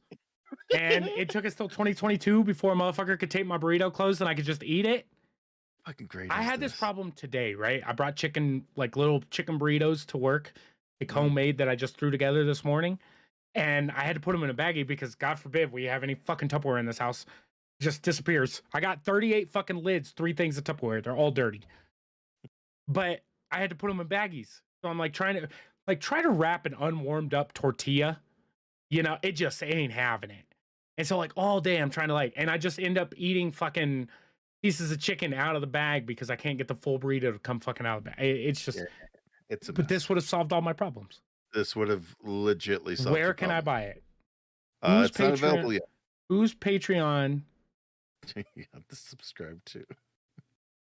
So it's a clear tape, so that way you don't even know it's there. But for the purpose of this, they did dye it blue so that way they could see exactly what they're doing. But it's exactly what you think it is. It looks like a piece of little Scotch tape that goes right onto the burrito, holds it closed.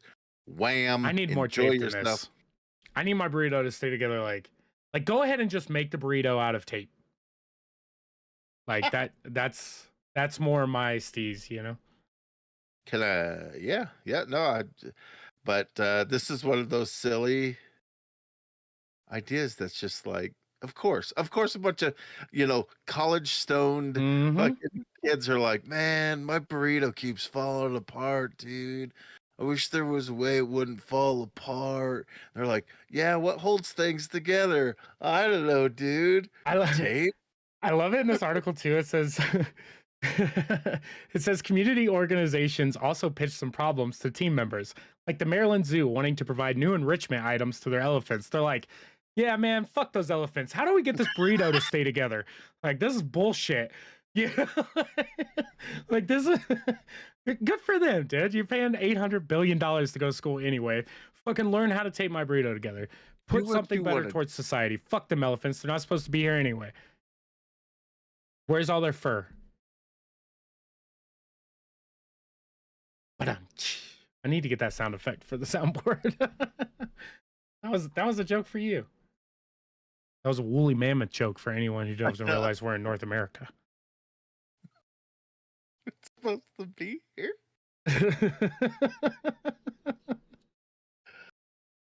Oh, buddy boy. That is some fine, top quality. Bro, we got a lot of news on this list. Hey, I like to talk, or at least I like to have you talk. So there's the show. It's relatively new. It just came back, I guess, for a 4th season. Stranger Things. Don't know if you've heard of it. Well, they teamed up with this JanSport backpack. Everybody knows JanSport. And they have a line of cool, I know you are. They've got a line of Stranger Things backpacks and such. Okay, I'll start with the positives, right? First of all, backpacks badass. Like, these are cool ass backpacks. Coolest thing they did on all of these bags, right, is they took the JanSport patch and they turned the motherfucker upside down. Just whoever's on the JanSport marketing team murdered that one. That murdered. Nailed it. Badass. You guys did a great job. Fucks shit that's sold out constantly. All right. This is going to be one of those things. Let's see. Can I get it? Can I get it? Can I get it? I don't want this one. Fuck that one. I can get the Demigorgon Hunter. The Demigorgon Hunter one? $70, man, and it's in my hands. No shit. Yeah. Okay. That one I like. Yeah, the Demigorgon one is sick. It looks like a bag I'd actually use. Yeah, maybe. I got no... Oh, dude, the Hellfire Club one? Damn. Okay. Waist pack Hellfires there. This is a problem. This is a problem for $80. It's a lot of money for a backpack. Damn. Oh yeah. Well, not for me because I'm a backpack whore. I've got a $130 mammoth bag upstairs that literally goes out of this house twice a year. Mammoth. Yeah, but it's got my BB gun and my chatty attached to it. Anyways, okay. Scratch that. I can get these. Surprising, given Stranger Things did drop 3 days ago. It's 4:20, by the way. I looked at my watch. No, it's not. It's June 1st, basically. But $80, right, for a fucking JanSport bag. And I have the same problem with fucking JanSport that I have with fucking Champion clothing right now. Okay? when we were growing up, I've talked about this previously. Oh, I yeah, wore yeah, Crocs yeah. before it was fucking cool. Grandpa Glass before it was fucking cool. I hated JanSport growing up because you were a poor kid with JanSport bag. Champion clothes, same shit. Oh, your mom couldn't afford Adidas or Reebok when Reebok was fucking cool? Nah, bitch, you got Champion. Now I can't afford Champion sweatshirt. I want a Champion sweatshirt? Fuck no. You know how much money we could have if we kept all the bullshit All Champion gear right. our parents got us when we were kids? Like my 1994 Champion sweatshirt that I refused to wear out of the house because we were that poor, but I didn't want people to know that. Like, that's like a fucking $300 sweatshirt now. Are you fucking kidding me? It's fucking Champion, bitch. You bought that shit at Kmart. See what happened to Kmart? Now the people at Kmart are like, Champion, like we were selling that for years. Y'all wouldn't come buy it. And now it's fucking got Supreme. JanSport, same shit, dude. It's like y'all taking a brand that should have died with us in the 90s and you're revamping it now and you think it's fucking cool. No, bitch, you're being overcharged. You're being overcharged and the quality's not even as good. That Champion sweatshirt could have saved a fucking homeless person for 6 winters when I was growing up. It was uncomfortable. It was thick. And now you guys are fucking spending $200 on a t-shirt that has the Champion C on it, not even embroidered, screen printed, mind you. And that's the coolest fucking thing you can wear outside? Go fuck yourself, new generation. Get off my lawn. Get out of here. These bags, on the other hand, dope. And we may charge a fucking PayPal credit charge to this in a little bit, but that's neither here nor there. I can't believe you can get them. I'm not even gonna lie. Like, how many things have we looked at on this show I know. I feel so bad too because that I just could not get my hands on? Yeah, I am a fucking Stranger Things fanatic too. Like, I am. Yeah. There's a reason it is 4:20 and we're recording this episode because my ass in this 3-day weekend did not watch Stranger Things. Started it last night, just like the movies. Tried to go to sleep, and so we're recording an early episode because all I'm gonna do for the rest of the day is I'm gonna get off here. I'm gonna go shower. I'm gonna pet my puppers. And I'm gonna watch Stranger Things for the rest of the night. Yeah, we do have a lot of shit to talk about. Yeah, there was another page. We got to the other page. Because we're gonna go straight from news to what we're talking about for the day. Basically, right? You know what? We could skip that next one for sure. That's not a big day. So remember, we bring it up because I just want to say something about this. You want to talk about the Winnie the Pooh horror movie? Yeah. Wait, let's just talk about the news. Fuck it.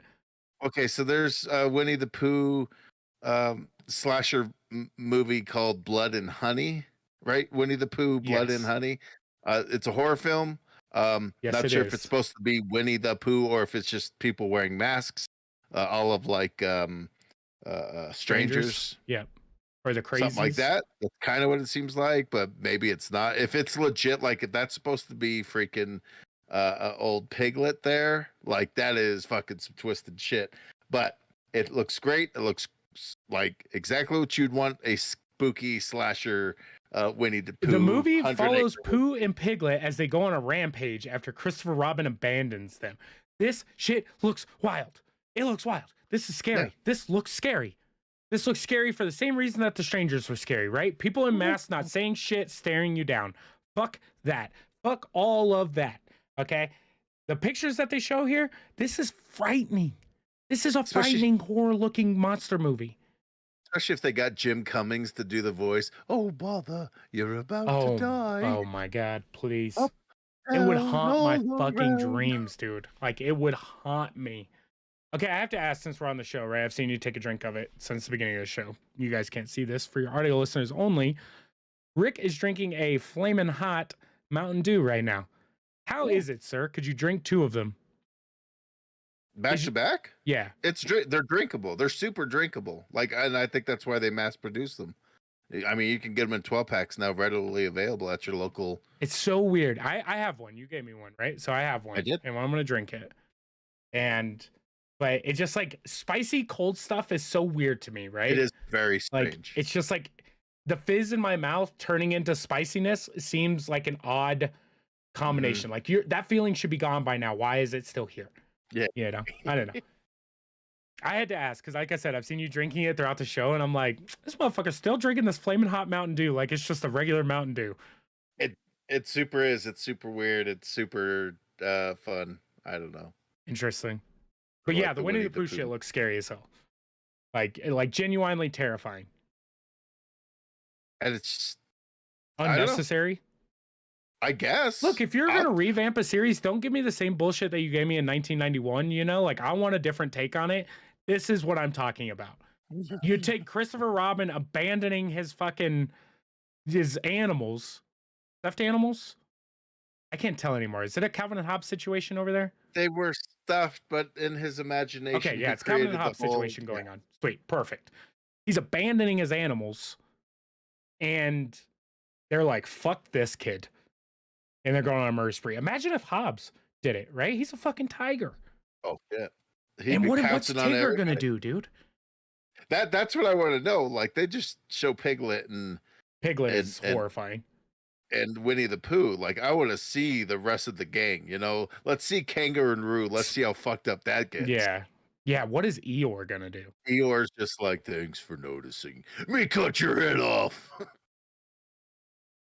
You know, like Or he's he'll gonna be do something else super dark that he's we gonna don't want be to bring up. losing his tail down their throats. You know, like He's gonna be doing something. I got the crazy eyes going on today. crazy eyes. Like I said, I look at myself most of the time, so don't don't worry. I keep glancing over and I'm like, you look like a psychopath. Yeah.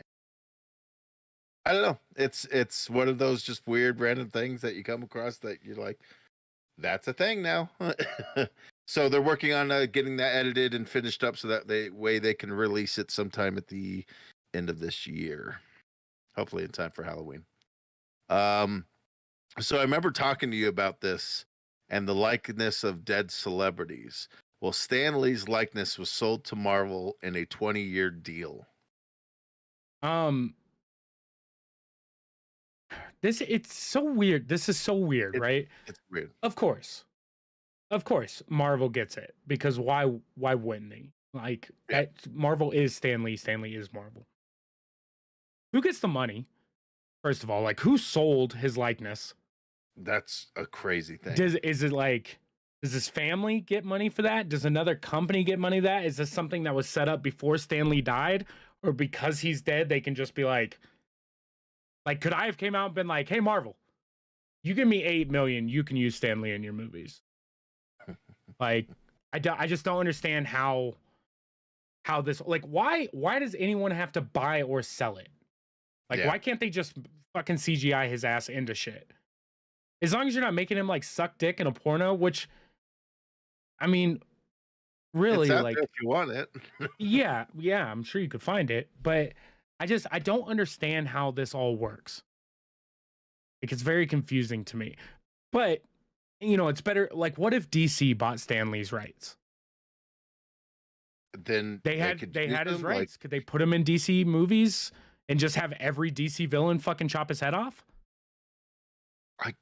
That's the weird gray area that like we were kind of discussing before, where it's like, I mean, the ethical thing is what it is, especially if his estate was like, sure, you're going to pay us money so you can keep using his likeness in movies or whatever you deem worthy. Like, cool. And this gets real weird, right? So I just want to run down this list real fast, then we can kind of move on. But so what can Marvel do with Stan Lee? Quite a bit, actually. Yeah. It can use Stan Lee's name and likeness in feature films, TV productions, theme parks, experiences, for example, a cruise line, and in merchandising. It can use digital technologies and archival footage to imitate Lee's likeness, which means they can put him into holograms, stuff like that, which is wild, right? They can pretty much bring him back to life in a weird way. Lee can appear as a toy, on stationery, apparel, video games, and in virtual reality. Okay. That covers everything. Marvel can replicate, recreate, or use recordings of Lee's voice. Okay, so anything that he's got digitally, pretty much, you can reuse and chop and screw it together to make him say whatever you want. So they pretty much got likeness to his deep fake, in theory. Yeah. Marvel can continue to use Lee's signature. Seems kind of weird and off to me. That one's a little like why? Why do you need his fucking signature? That's his signature. Not like you guys can't just buy They literally just bought him as a person after he died. Yeah, Like essentially. super odd. And they can technically, the studio can place Lee in films such, or much like Star Wars stars Carrie Fisher and Peter Cushing were digitally placed into Rogue One, Right. which makes sense, right? Because Lee makes a cameo in every Marvel thing that has ever been on screen, pretty much, just like Stephen King does in his own movies. But it's weird that, like, unlike a Stephen King movie, right? Well, Stephen King's not dead, so it's kind of a bad example. But when Stephen King unfortunately does pass away, they're going to continue to make Stephen King movies. Like, they are. They're going to recreate it for a fourth fucking time. He's going to be in it. So, like, who buys that? Like, who buys the rights to Stephen King? Because he kind of just does stuff with anyone. Whereas Marvel, owned by Disney, Disney has fucking amount of money to, rebuild the world twice over. Like, of course, it makes sense for you guys to purchase Stan Lee's image. And that still seems bad to say because you're buying much more than his fucking image. Like, you're buying a signature, which means you're going to put his fake signature on stuff. Yeah. For what purpose? It's not a real signature. It's not a Stan Lee signature. It's a printed signature for why? Why do I want a fake autograph on my shit? It makes no sense to me. I don't like the fact that someone can profit off of the death of someone that has no say in who gets the profit. And that's the weird gray area of the whole thing is like, especially the signature, because like half the fun of like hunting down your favorite creator is being able to, maybe get a signature of them. At the very least, maybe a photo with them. But to be able to get their Hancock on it, like that's like, this makes it official. That's his hand doing that. And for them to be able to basically just print, copy and paste it onto whatever they want really diminishes the the like originality, the experience of being able to meet somebody and get that from them in a personal way. It just seems very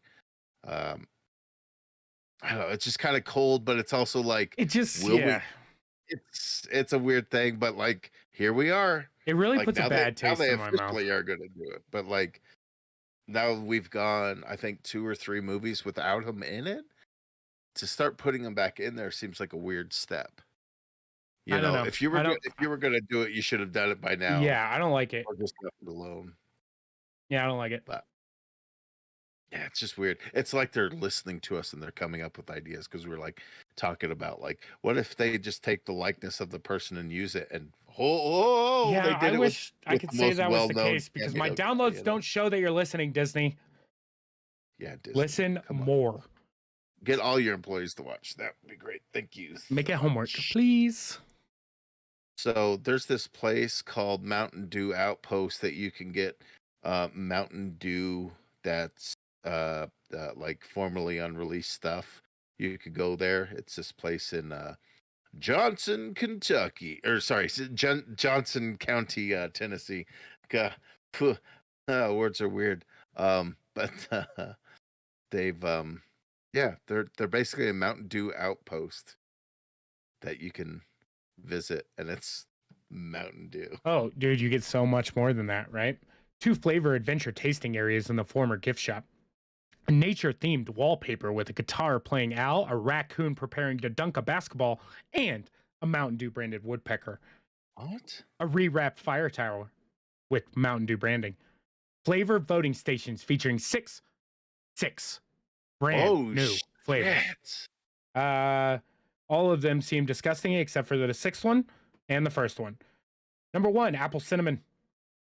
Fuck yeah. Inspired by southern desserts, particularly Tennessee's stack cake. This flavor includes notes of apple, cinnamon, and brown sugar flavors. Number 2, absolutely disgusting. Dill pickle. Get that shit out of my fucking face. We know how I feel about pickles. It's gross. Eat it. Fuck you. Pickle. Number 3, s'mores.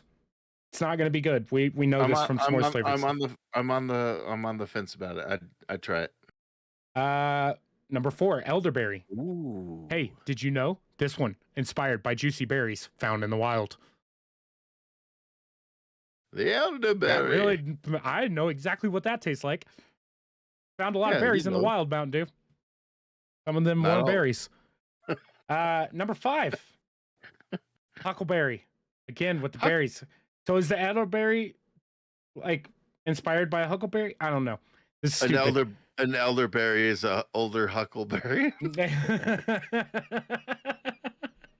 Huckleberry was always a weird word to me. I always thought like dingleberry when I heard huckleberry, so that's my weird. And I didn't even thing. think huckleberry was a real thing. I just thought like Huckleberry Finn, you know? Yeah, well, I mean, you're right. Yeah. Yeah. It's an actual berry, apparently. It's not just what huckleberry tasted like. And number And 6, the last flavor, yeah.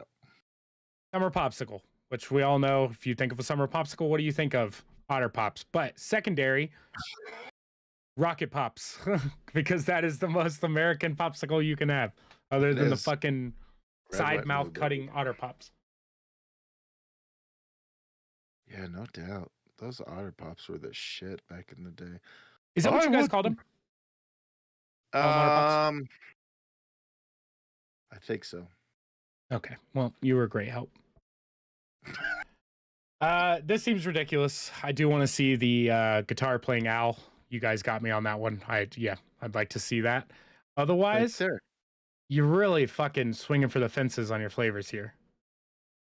And if Mountain Dew, if you make a s'mores one, make it like a fucking like one of those Starbucks drinks where it's like a creamy drink. You know, remember when Monster came out with like Mean Bean and like the Loco Moco, which was sort of like coffee. You don't drink energy drinks, huh? I don't do coffee. It's a. Anyways, anyways, I don't help things. Okay, that's away from the point. All right, they made the creamy ones, and they were amazing. And like, if you come out with a s'mores soda and like it carbonates the way like a soda does, it's not gonna be good. You got to make it like a, creamy drink. Like I want my stomach to hurt, or I need to take Lactaid when I drink that drink, or make it like a Yoo-hoo where it's water-based chocolate. Yes. Or make it a frozen drink or something. I don't fucking know. I don't know. This is crazy. Y'all have too much money. I'm just thinking it's time for a road trip. You just thinking about what huckleberry must have tasted like. Sweet. For a road trip to Tennessee? Yeah. And like, because like they've got this whole thing for collectors, a scavenger hunt will be set up across the mountain on June 4th, 5th, whatever. Those that find archery targets hidden across the mountain can collect tokens to trade in at the outpost for various prizes. It just sounds like fun. It does sound like fun. Anytime you put scavenger hunt and mountain into the same thing, yeah, it seems like fun. Let's go. Doe Mountain. I love that it like gives me the video, but the video up top here shows Washington County, Tennessee woman pleads guilty to tax fraud theft. Tails and Paws, Washington County, Johnson's City Animal Shelter called to get your pet. I know. I'm about to get a second one. Oh no! Dude, I want a second pupper. Sasha needs a friend. There you go, Dome Mountain Recreation Area. If we're taking a road trip, bro, it's going to be to fucking Utah anytime soon. Oh fuck yeah! Yeah, that's where that's at, right? Yeah, that's where I want to go. That's where Toby wants to go. But instead of us making a trip to Utah for the podcast next year, you're going to some fucking stupid country across the water that you don't even speak their language.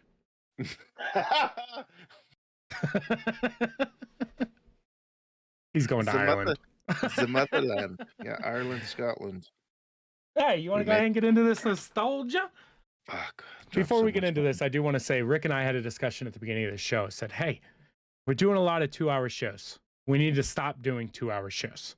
So we're like, yeah, dude, we'll just get rid of the talk about thing in the beginning. Perfect. All right. We are an hour and a half in, boys, and we're just starting fucking nostalgia. So it's either going to be a very fast nostalgia or welcome back to our continuous 2-hour show.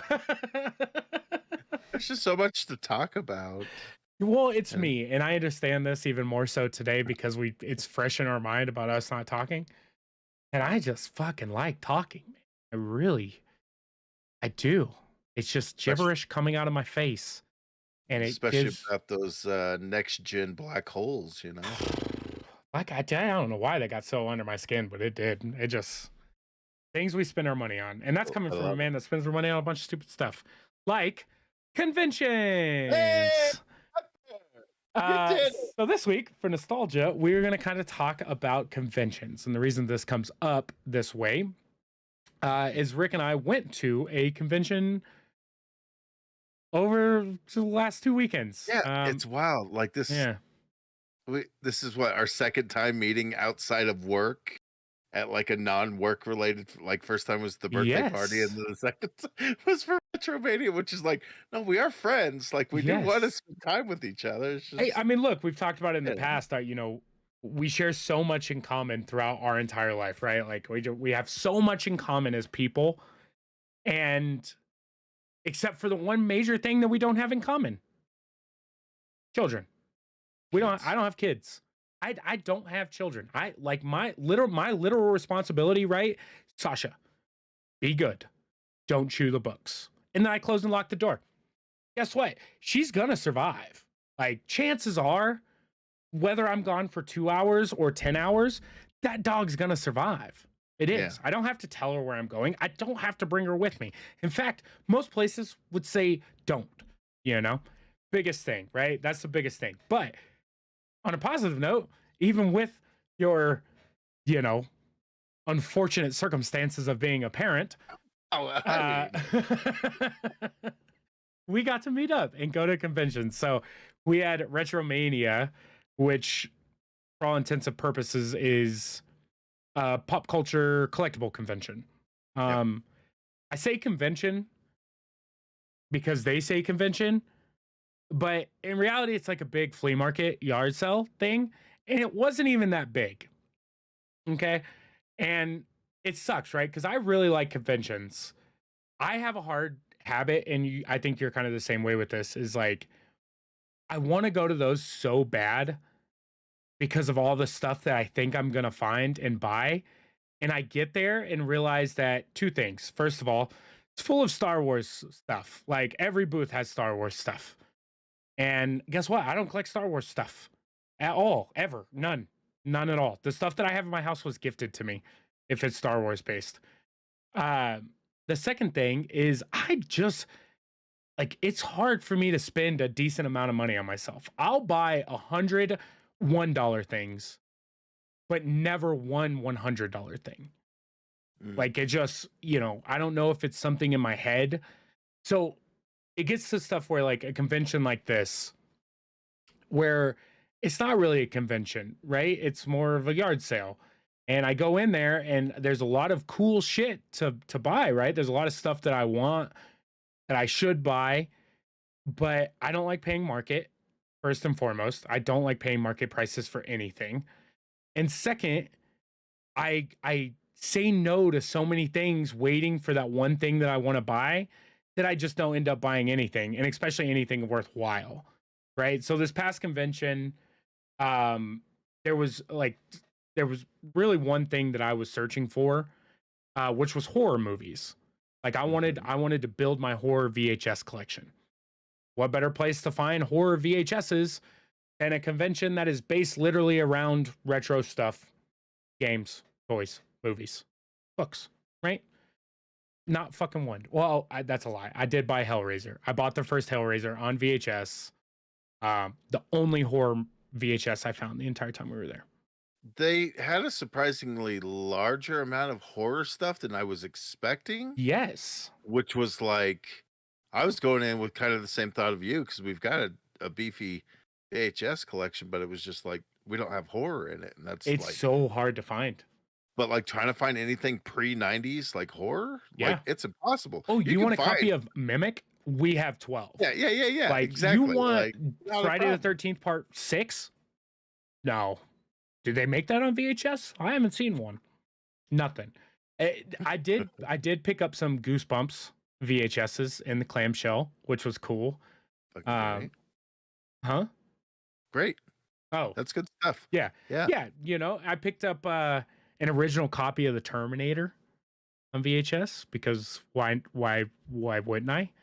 Um, I did buy a couple VHSs, don't get me wrong, and like we bought some cool stuff, but the one thing I'll say, like coming out of that is it's not what I'm looking for in a convention, even though what I'm looking for is something I never partake in, right? And that's like outside of shopping stuff, the Mhm. panels, the announcements, the stuff like that, that mostly only come with large size conventions, Yeah. right? Now I've been to a couple of the retro shows in and around Denver, and sometimes they can be great. Like, some of the best Hallmark ornaments that Daisy and I put on our tree every year came from a RetroCon at a Ramada Plaza in Thornton a few years back. I ended up buying a bunch of stuff. I bought um like a dope ass painting, bought a couple VHSs, I bought a board game, I bought an inbox Atari, some ornaments, like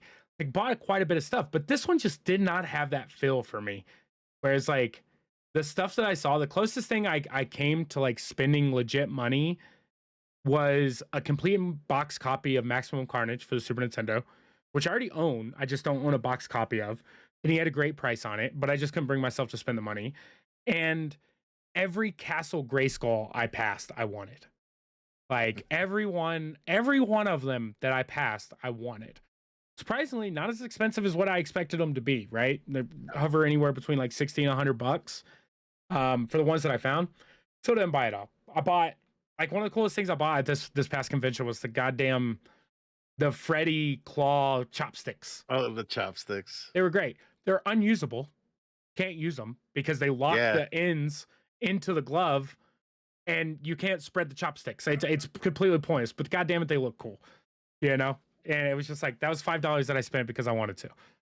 I was going to ask you about that because you guys went and had pho or something afterwards, and I was like, I wonder if those were usable. Did you say went far?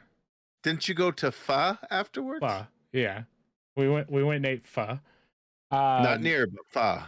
Yeah, yeah, pho.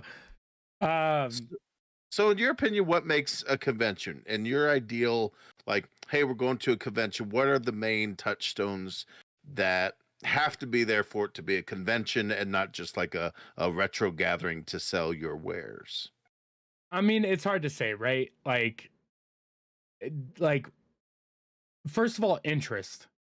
Like what I found through a lot of the conventions that I've been to in the past, right, is the more pinpointed an interest the convention follows, the more fun I have, right? Whereas like you get something like RetroCon, it's fun and it has its positives, but at the same time there are aspects where it's like almost too much, right? And I'll put this in example.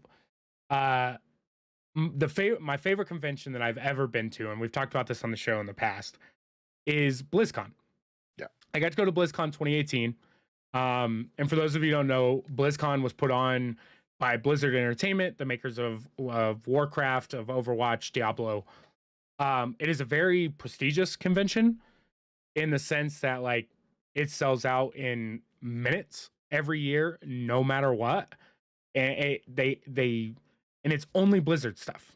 It's only Yeah. Blizzard stuff. There isn't things like the most that you can buy there that isn't Blizzard is if you want like a Corsair keyboard because Corsair has a booth, right? But there's not like a booth hall like there is at like normal conventions. Like you go to, Denver Comic Con, for example.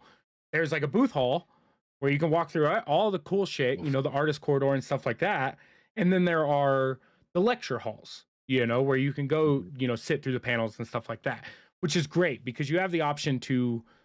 It is very hard to just walk booths and look to spend money for a full day, right? You want to get your money out of the ticket, and something like a Comic-Con that's going to have panels or announcements or the artist corners and stuff like that are very cool because there are places that you can not only waste time, you can take a break in the middle of the day, get some food, have a drink, and be like, Yeah. All right, you ready to go hit the other side? Like, sweet, let's go wait in line for this or wait in line for that. Whereas like, BlizzCon, for example, was a party or something that I genuinely love. Just Blizzard as a company, away from some of the like dark stuff that's been popping up for the last 2 years. their games, their lore, their culture has been a big part of my life in general, and especially in the games that I play, right? So BlizzCon was a dream. Get tickets to BlizzCon, most stressful experience I ever went to. And all it was for us was a party, right? We were doing the bucket list thing. It didn't even matter what we did while we were there because being there was so much excitement just being there that what was going on while we were there was like the least important part of it all. You know, there was a couple things that we wanted to do while we were there as far as with the convention itself. Lindsey Sterling was one of the closing acts. We get to see Lindsey Sterling live at the end of a 2-day convention. The announcements for Blizzard games, and then the esports aspect, right? We sat down and watched a bunch of Overwatch, a bunch of World of Warcraft arena. I forced Brian, the kid that I went with, to sit down and watch a bunch of Heroes of the Storm stuff. And what was cool about that is if you're any bit into Blizzard esports, all the championships culminate at BlizzCon. This is where all the championship stuff happens, right? Everything they did up to the year, BlizzCon's always held in the first weekend of November. And now come to find out, that's the second to last BlizzCon ever, right? That we don't think that BlizzCon will come back. Now they got bought by Activision. Now they got bought by fucking Microsoft. We don't think that Microsoft's just going to allow Blizzard to put out a BlizzCon, right? They're just going to do whatever they do.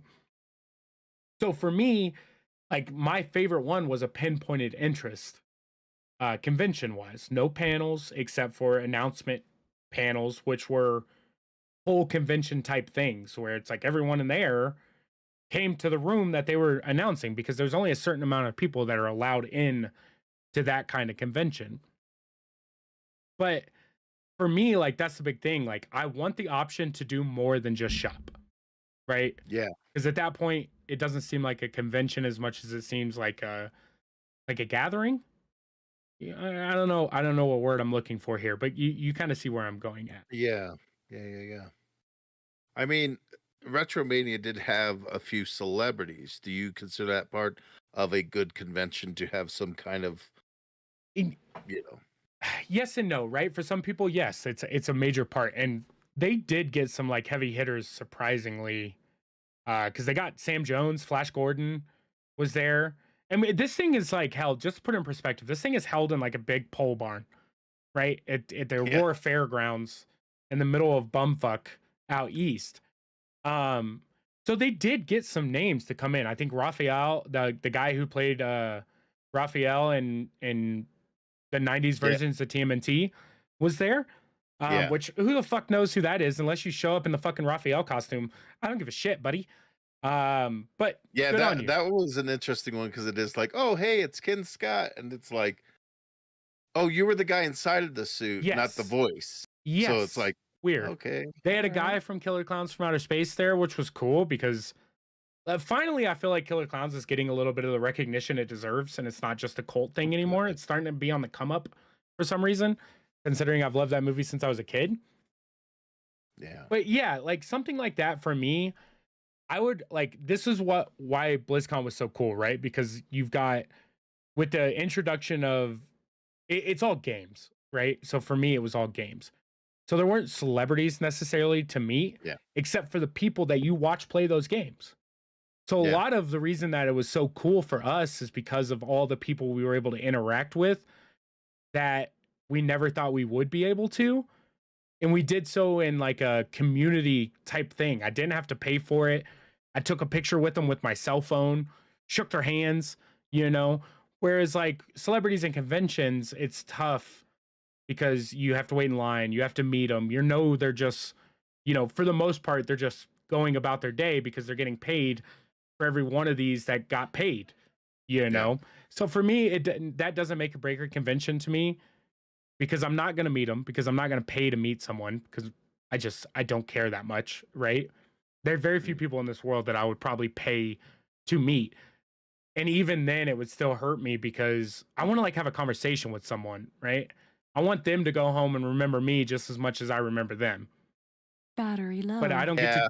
Yeah. The likelihood of them going, dude, that dude, that Toby, he was a real, like, that guy was real cool, man. Had a beer with him at the bar, like bought me a drink. and I don't get that with like the celebrity meeting. Charging battery. Like I want there to be other stuff to do. But this kind of brings up the next question. Does either like what makes up like is there something you look towards for a main convention stay? Like say because Retromania was cheap, right? It was that one was whatever just the $10 it bucks costs to get more in. in gas to go than it 100%. costs to get in. Yeah. That was just to see what it was about. The fact that it was so cheap and the fact that it's relatively close, so I didn't have to drive, to Loveland or Colorado Springs or anything is great. That was kind of the one that piqued my interest, just because it's like, okay, retro thing. Let's go check it out. Exactly. Let's see what.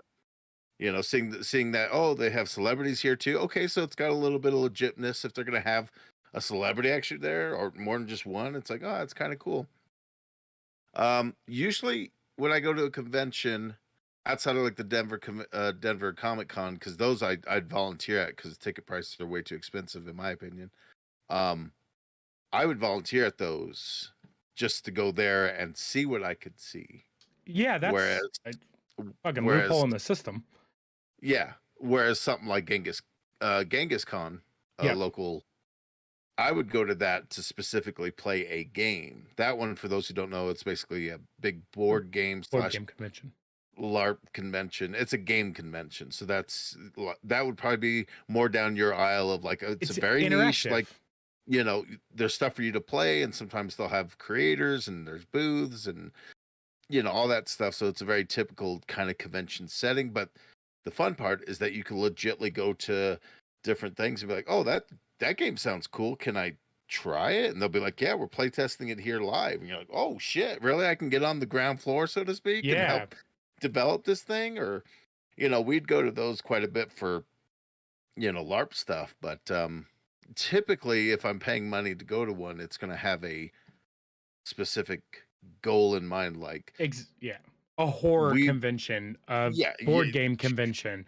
And it's one of the things that Comic-Con, and see, like I can kind of go both ways with something like Comic-Con. Like it's almost gotten too big for its own good, which is a double-edged sword because it's not Comic-Con anymore. It's Fun Fest or something. The Fan Expo has taken it over. And it used to be volunteers would go and you'd basically get paid where you get a free pass. So I could go volunteer in the morning. Tiff comes down in the afternoon. She's got a free ticket in. I get the rest of the day to fuck off and do whatever I want. Super cheap way for us to do it. Now they do it where you essentially get paid to be a volunteer, which it's not volunteering. Not volunteering. You're just getting a part-time job that people can tell you what to do. Exactly. So it's like, and I haven't done it because they keep putting it at weird times. They had one in October, like near Halloween, and I was like, no, that's not gonna work. And then the next one's like 4th of July weekend, which I'm like, that's not gonna work. So they usually do it on Father's Day and Gay Pride Festival Day. So which was great because the costumes that people would come up with, there's nothing like seeing a Deadpool that's Gay Pride out. Like, you're like, it was always funny to me. That could have been. Yeah, well, yeah, you get to see some shit on that weekend in Denver, especially. It was always funny to me when they did that too, because it was always on Father's Day. Yeah. And Pride always, for some reason, is during Father's Day week. And then you put Comic-Con, so it's like, hey, let's put all the disappointing people to their fathers and just remove the day for the dads, right? So I was just like, damn, like poor dads that are disappointed in their children for whatever reason, whether they're nerds or, or experimenting with sexuality or whatever it is.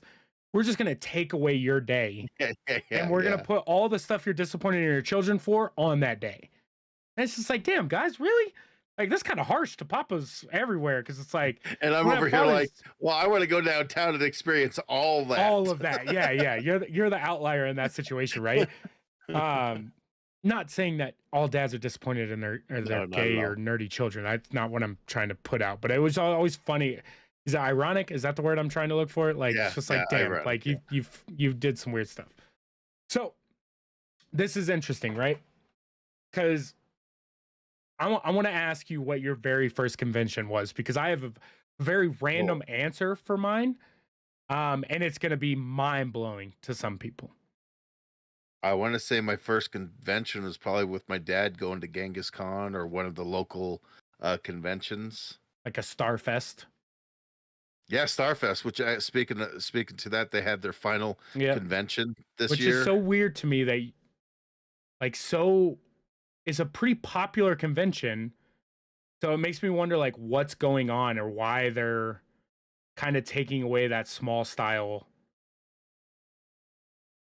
It's hard to say, like, especially with the COVID stuff over the last few years, really kind of hurt conventions in a way. And this isn't a big convention, but like, I remember going to that one and it being the first year of the pop culture classroom hosting a Comic Con there, Oh, okay. which literally next year would be hosted at the convention center and become Denver Comic Con. So it's a wild thing to go, wait, Starfest is going away, yet it was the one who kind of helped us get the big Yeah, it was the Denver convention. pioneer of what we're messing with. Yeah, it was interesting. And that's a real bummer to see something like so established kind of fall by the wayside, you know? And it really kind of puts fear that like, something like Denver Comic Con, something so huge and makes so much money Yeah. is getting to the point where it's pushing out the small ones that kind of made it. Yeah. And you hate to see it because I don't want to just be left with Denver Comic Cons. Like if that's the only convention I can go to in a year, it looks like I'm not going to conventions anymore. Because the price is right there on the heading, it's like, yeah, they're paying a lot of money for it to be as big as it is. And there's something quaint and kind of fun going to a smaller convention where, it might be held at a Ramada Inn off of 25. Yes. But like, it's kind of cool because it is. And you feel like you're going to this very like niche thing that's like not everybody's here. Like exactly. not the mainstream or whatever you want to call it, the Mhm. general public. The general public. The general public doesn't know about this. Yes.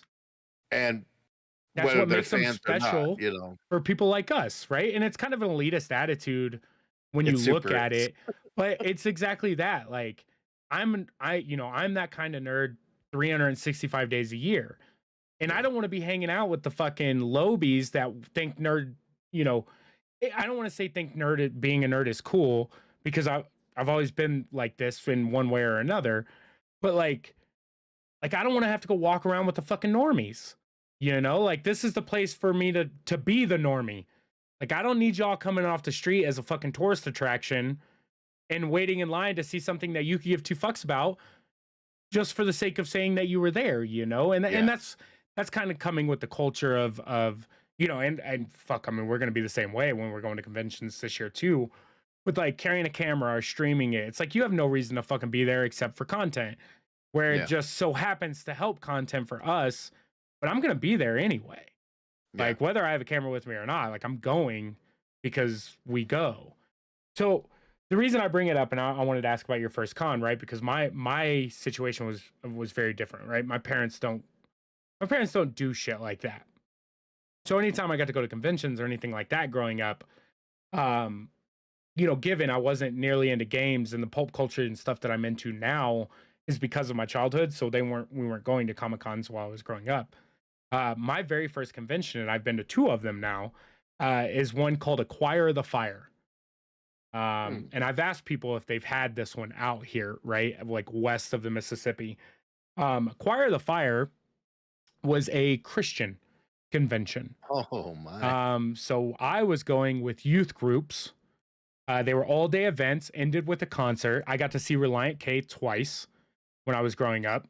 Before I knew that they went beyond the Christian community, right? Because when I was growing up, Reliant K, they were a Christian band. They still are, but they were only Christians. Like you only knew of Reliant K if you were in some sort of Christ community, So like Acquire the Fire was, for the lack of a better word, it was a missionary convention, right? You would go there as youth groups, as churches, pastors, students, whatever. And this is where you could like sign up to go to Portugal for 2 months and preach the word of Jesus Christ, which, look, at my young age, when I'm going to these things at like 12 years old, I'm like, fuck yeah, I want to go to Portugal. Yeah. Guess what I don't want to do in Portugal? No. I don't want to spread the word of fucking Jesus Christ to people that don't want to fucking have the word spread. Because even at that time, I didn't give a fuck about the word of Jesus Christ. Right? I was just going to church because that's what my parents told me to go do. Not because I enjoyed the word, you know, or wholeheartedly believed in religion. And it's nothing against people that do, because I do think that they do great work, and stuff like Acquire the Fire, especially back then in like the early 2000s, was a dope thing. Now, probably not so great anymore, because we've really just shown what Christianity and Catholicism can do for the world. But it's interesting. So like, as I grew up and got to go to more conventions, you know, at the beginning of it, it was all Wild. based off of what that Christian convention was and what I thought I was going into other conventions, right? Conventions are not like Acquire the Fire at all. Yeah. Some of them Yeah. are. BlizzCon kind of was, in a non-Christian sort of way. Like, you got to try out all the cool stuff that they were doing, and then they told you about all the stuff that was coming out, and then they ended it all with an extravaganza. The difference was, is I was fucking 22 beers deep in California, where I apparently don't have a limit of beers that I can drink in a day. And the concert was of a fucking hot chick playing a violin. It was great. It was awesome. Mm. But like, now as we get older, you know, again, it's, and Retromania kind of put that in perspective for me. It's one of the reasons why we wanted to talk about conventions, is that like, I'm almost going to be more picky about my conventions in the future, so I can do that pinpointed con, right? I want to go to this one because of horror. I want to go to this one. Like, in June, coming up here in a couple weeks, we have TCG, or TCC, TCGC. There's some sort of acronym that goes on with Trading Card Con, trading card game convention.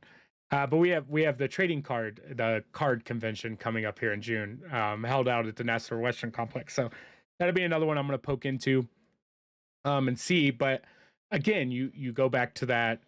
Well, I'm going to go here because like, I can play Pokemon. I know how to play Magic the Gathering. I want to look at dope ass cards that I could maybe buy and add into a collection, or even stuff as simple as like World of Warcraft has a trading card game. Not a lot of people play it anymore, but guess what? There, people will be playing it. I have full decks for the World of Warcraft trading card game, and maybe I want to go talk to other people that have full decks and be like, hey, there are 12 people in Denver that play this game and can teach me how to play this game and actively play it with me. Will you play? And they'll be like, fuck yeah, dude.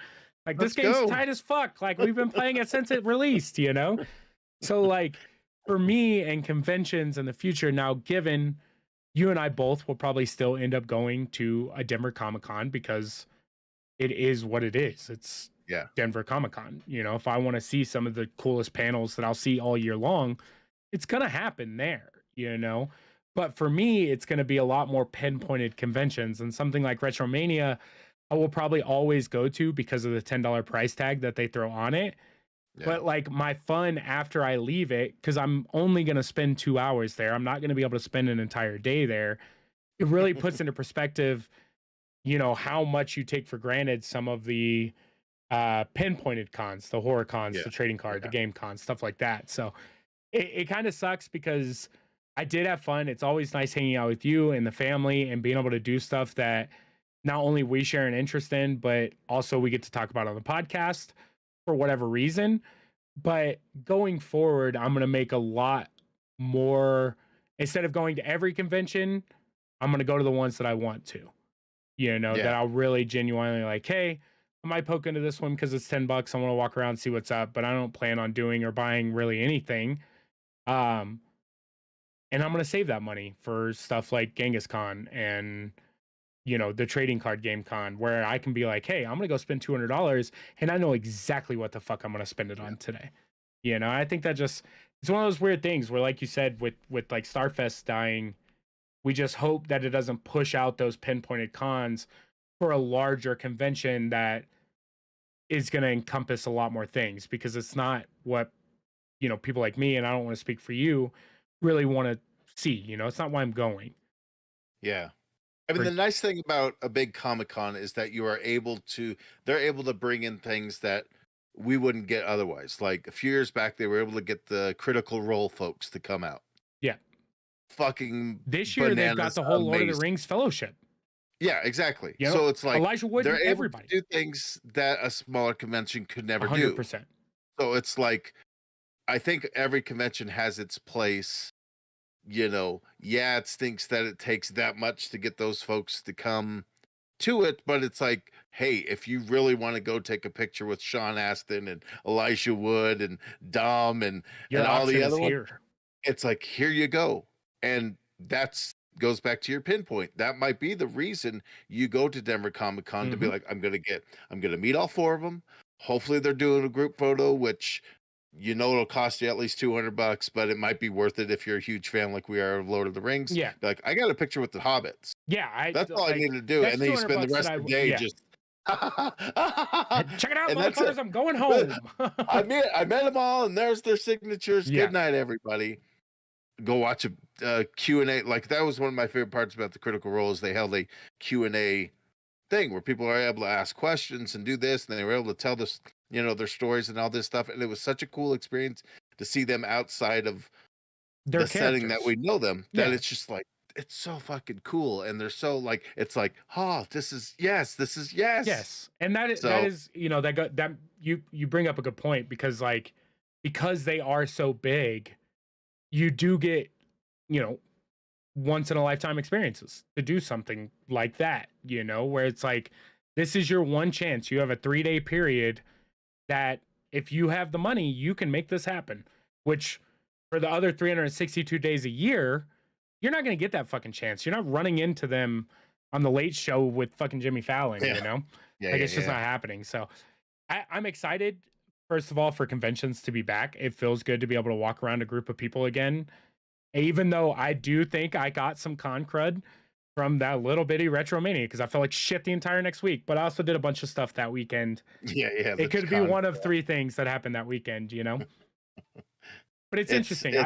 I'll be curious to see in the future, like BlizzCon, for example, for the last few years has done a virtual BlizzCon where it's $25.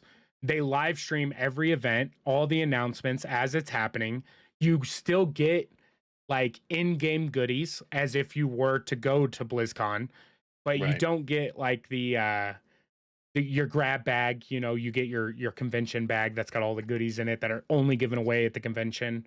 And you don't get that experience of being with the people, but some people don't want to be in that big of a group of people. And I mean, shit, looking at the way the world is, maybe I don't either. Maybe eventually I get to the point where it's like, hey, I make enough money. I'm just going to buy the shit I want off of eBay. I don't need to search for it. I'll just find it as I find it. And I'll watch the panel via live stream. I'll watch, because with BlizzCon, like, you had all these things for however long afterwards, where it's like, oh, while I was at the convention, I wasn't able to get to, the Diablo 4 Q&A. Like, all right, cool. When I get back to my room tonight, I'm gonna bring up my virtual ticket and I'm gonna watch that Q&A as I sit here, because I wasn't gonna participate anyway. I just want to know what the fuck they talked about. Same thing with Denver Comic Con. Eventually, we're going to get to that point where all those things are going to be live streamed. Shit, they're live streaming funerals at this point. Where it's like the need to go to a Comic Con, short of you paying the money to pose with someone that you would like to, is going to be like, the ticket to the Comic Con's not going to constitute the fact that it's not that amount of money that I'm getting worth out of being at the convention. I'd rather pay a quarter of the price, watch what I want to watch online and just not have to go and fight through the crowd of people or the requirements that you need to go to large scale stuff like that anymore, So I'm kind of curious in the next couple of years, like, where it's actually going to get to with conventions and like what gets pushed. I mean, because we even go to like E3 this year, canceled for the third year in a row. 2020, 2021, 2022, no more E3. They were already on the outs anyway. It's a fucking huge convention, right? Huge convention, downtown LA. People don't think it's going to come back because of the overhead and the governing body of that convention. Everyone that is supposed to come to that convention to make it what it is are just doing their own nowadays. Microsoft having their own, Sony having their own. And it's all because the governing body that's above it all puts requirements and stipulations and all this other shit that these companies just they're like, hey, I gotta pay to be here. Like, I Yeah. don't need like people are coming here to see me. I don't need to pay you to rent out the Staples Center for me. I can do that my own.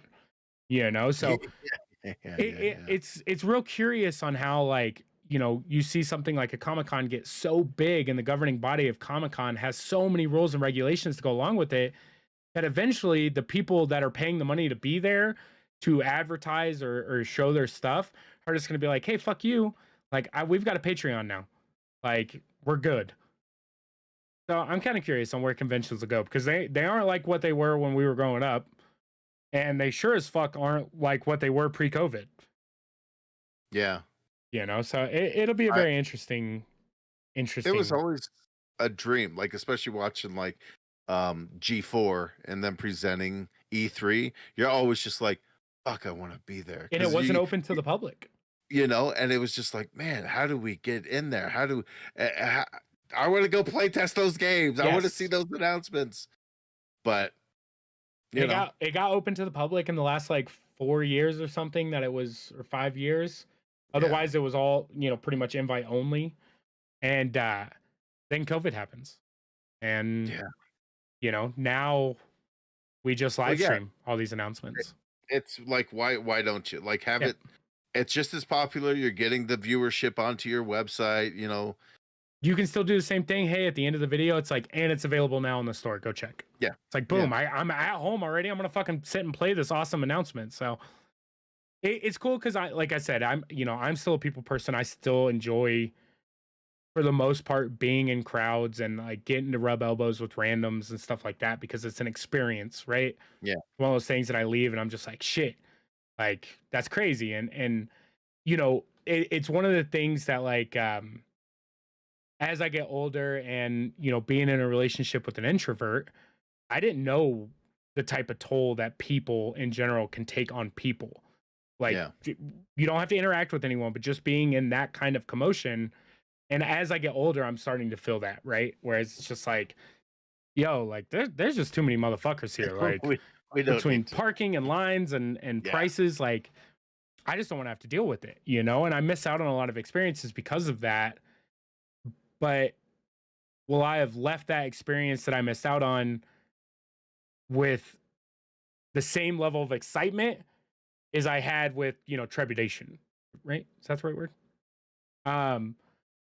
So I don't know. It's getting weird. And, just to kind of wrap it all up, like I'm still going to go to those pinpointed conventions, but I'm almost going to stick my lane in like a mid tier because too small, too big, kind of put the same taste in my mouth after I leave. Whereas like some of those ones where it's, a DreamHack or a Genghis Khan or a Starfest, I leave being like, yo, that was fucking dope. Like I had a great time, The other thing I suggest for all conventions, serve alcohol. Serve alcohol. I will stay longer and I will have more fun, no matter what the circumstance. If I can go buy a $12 beer while I walk around, I'm gonna.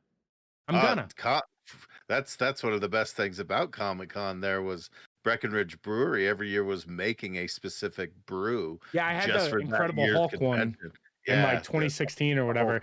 BlizzCon did the same thing. They had 2 BlizzCon only beers, and of course they're just relabeled beers that they already put out. I could care less. But I bought them. It was awesome. I was like $16 for a 12-ounce can. Awesome. I'll take it. I'm gonna drink this StarCraft beer. I will buy your limited edition pint glass that's got a cool fucking design on it. That I can't put in the dishwasher and it's hand wash only for some fucking reason. We'll put that to the test and see. Yeah, man. But, I still enjoy it. I still love conventions and I hope they stay around, but I just hope that they don't get to the point where they're more trouble than what they're worth. I have less fun getting to them and buying tickets for them than I actually have at being there. Yeah, it's such a weird thing. Conventions are I've been to more like small gaming conventions than any other. We've driven to Iowa, Nebraska to go to a convention specifically to play one very specific LARP, and I don't know. I dig them. I like the big ones. until the money starts rearing its ugly head, and you're Yeah. like, well, I just want to be able to meet Michael Rooker. Yeah. You know, I want to. I will wait in line to see Weird Al, because when else would I not be able Yes. to? So it's that conventions are a weird thing. Well, to wrap it all up, we're going to ask one final question on conventions, and I'll give you mine first. Dream convention. And I just looked at prices for mine yesterday because they just announced the dates for it. For me, I really, because I've already been to BlizzCon, right? My bucket list. Yep. So it's gone. It's done. I have my next up, Portland Retro Gaming Expo. It is the largest retro game expo in the nation, maybe probably the world. In Portland, Oregon. They just announced dates in October. And it's not that bad, dude. I looked up prices for what I could fly, and like I'd stay 2 blocks from the convention center. Cost me and Daisy like $900. Yeah, and you could go. And I want to go to the Pacific Northwest super fucking bad. Like Me it's too. like super bad. It's on the top 3 of my list, right under fucking Reykjavik, Iceland. Yeah, like that's number 1 on the list for me. Is I want to go somewhere Nordic. It's probably going to be Iceland if it's anywhere. And chances are it's going to be Canada, because Iceland's expensive. But for me, like I said, dream convention, one I haven't been to, one I really want to go to before I die. It's Portland Retro Gaming Expo. I would probably D23, the Disney convention that's where a lot of their news and shit comes out of. Wait, Disney does their own convention? Yeah, it's called D23. Why? I don't know why it's called that. Don't bring shit up you can't fucking back up. D23. No, I'm not even going to make up a reason. Yeah, you shouldn't, because when we find out, it's just going to be disappointing. It's like exclusive everything. And it Disney. assumably held at Disney World? Or did they do something stupid where they're like, Los Angeles Convention Center, you can't even get to fucking Disney? It's one of those crazy, like, you have to get on a waiting list to even be considered. It's not like a first come, first serve. You get put on a waiting list, and it could be years. It's like buying season tickets to the Broncos. Yeah, it may or may not happen 20 years from now. Yeah. But when you get that call, you'll be like, damn, I don't have enough money. Seems to be the going rate. Well, if you ain't got anything else, we'll go ahead and wrap this sumbitch up. Yes, that sounds good to me. As always, you guys can find us at retronomipod.com. Easiest and best way to find us. Discord link there, because I'm still always looking for people to play video games with. I'm not afraid to buy a video game if you want to fucking play with me. I'll do it. Otherwise, we're going to play a lot of, I don't know. I have 200 plus games on my fucking Steam library right now. So, retronomipod.com. We are currently streaming, if you're an audio listener, to Facebook, Twitch, and YouTube. You guys can get the links to all those on the website. Yeah. That's all I got. Yeah, well, to take us out the way that we always do. Man, sometimes words are hard. Yeah. Weird question of the week. If you were a mimic in the modern day, what would you disguise yourself as to get most of those fools? It's funny because I hadn't even looked at the new question of the week until now. So touche on that one, good sir. Well, we appreciate you guys listening to this week's episode of the Retronomipod. We love you, and we will catch you next week. Good night.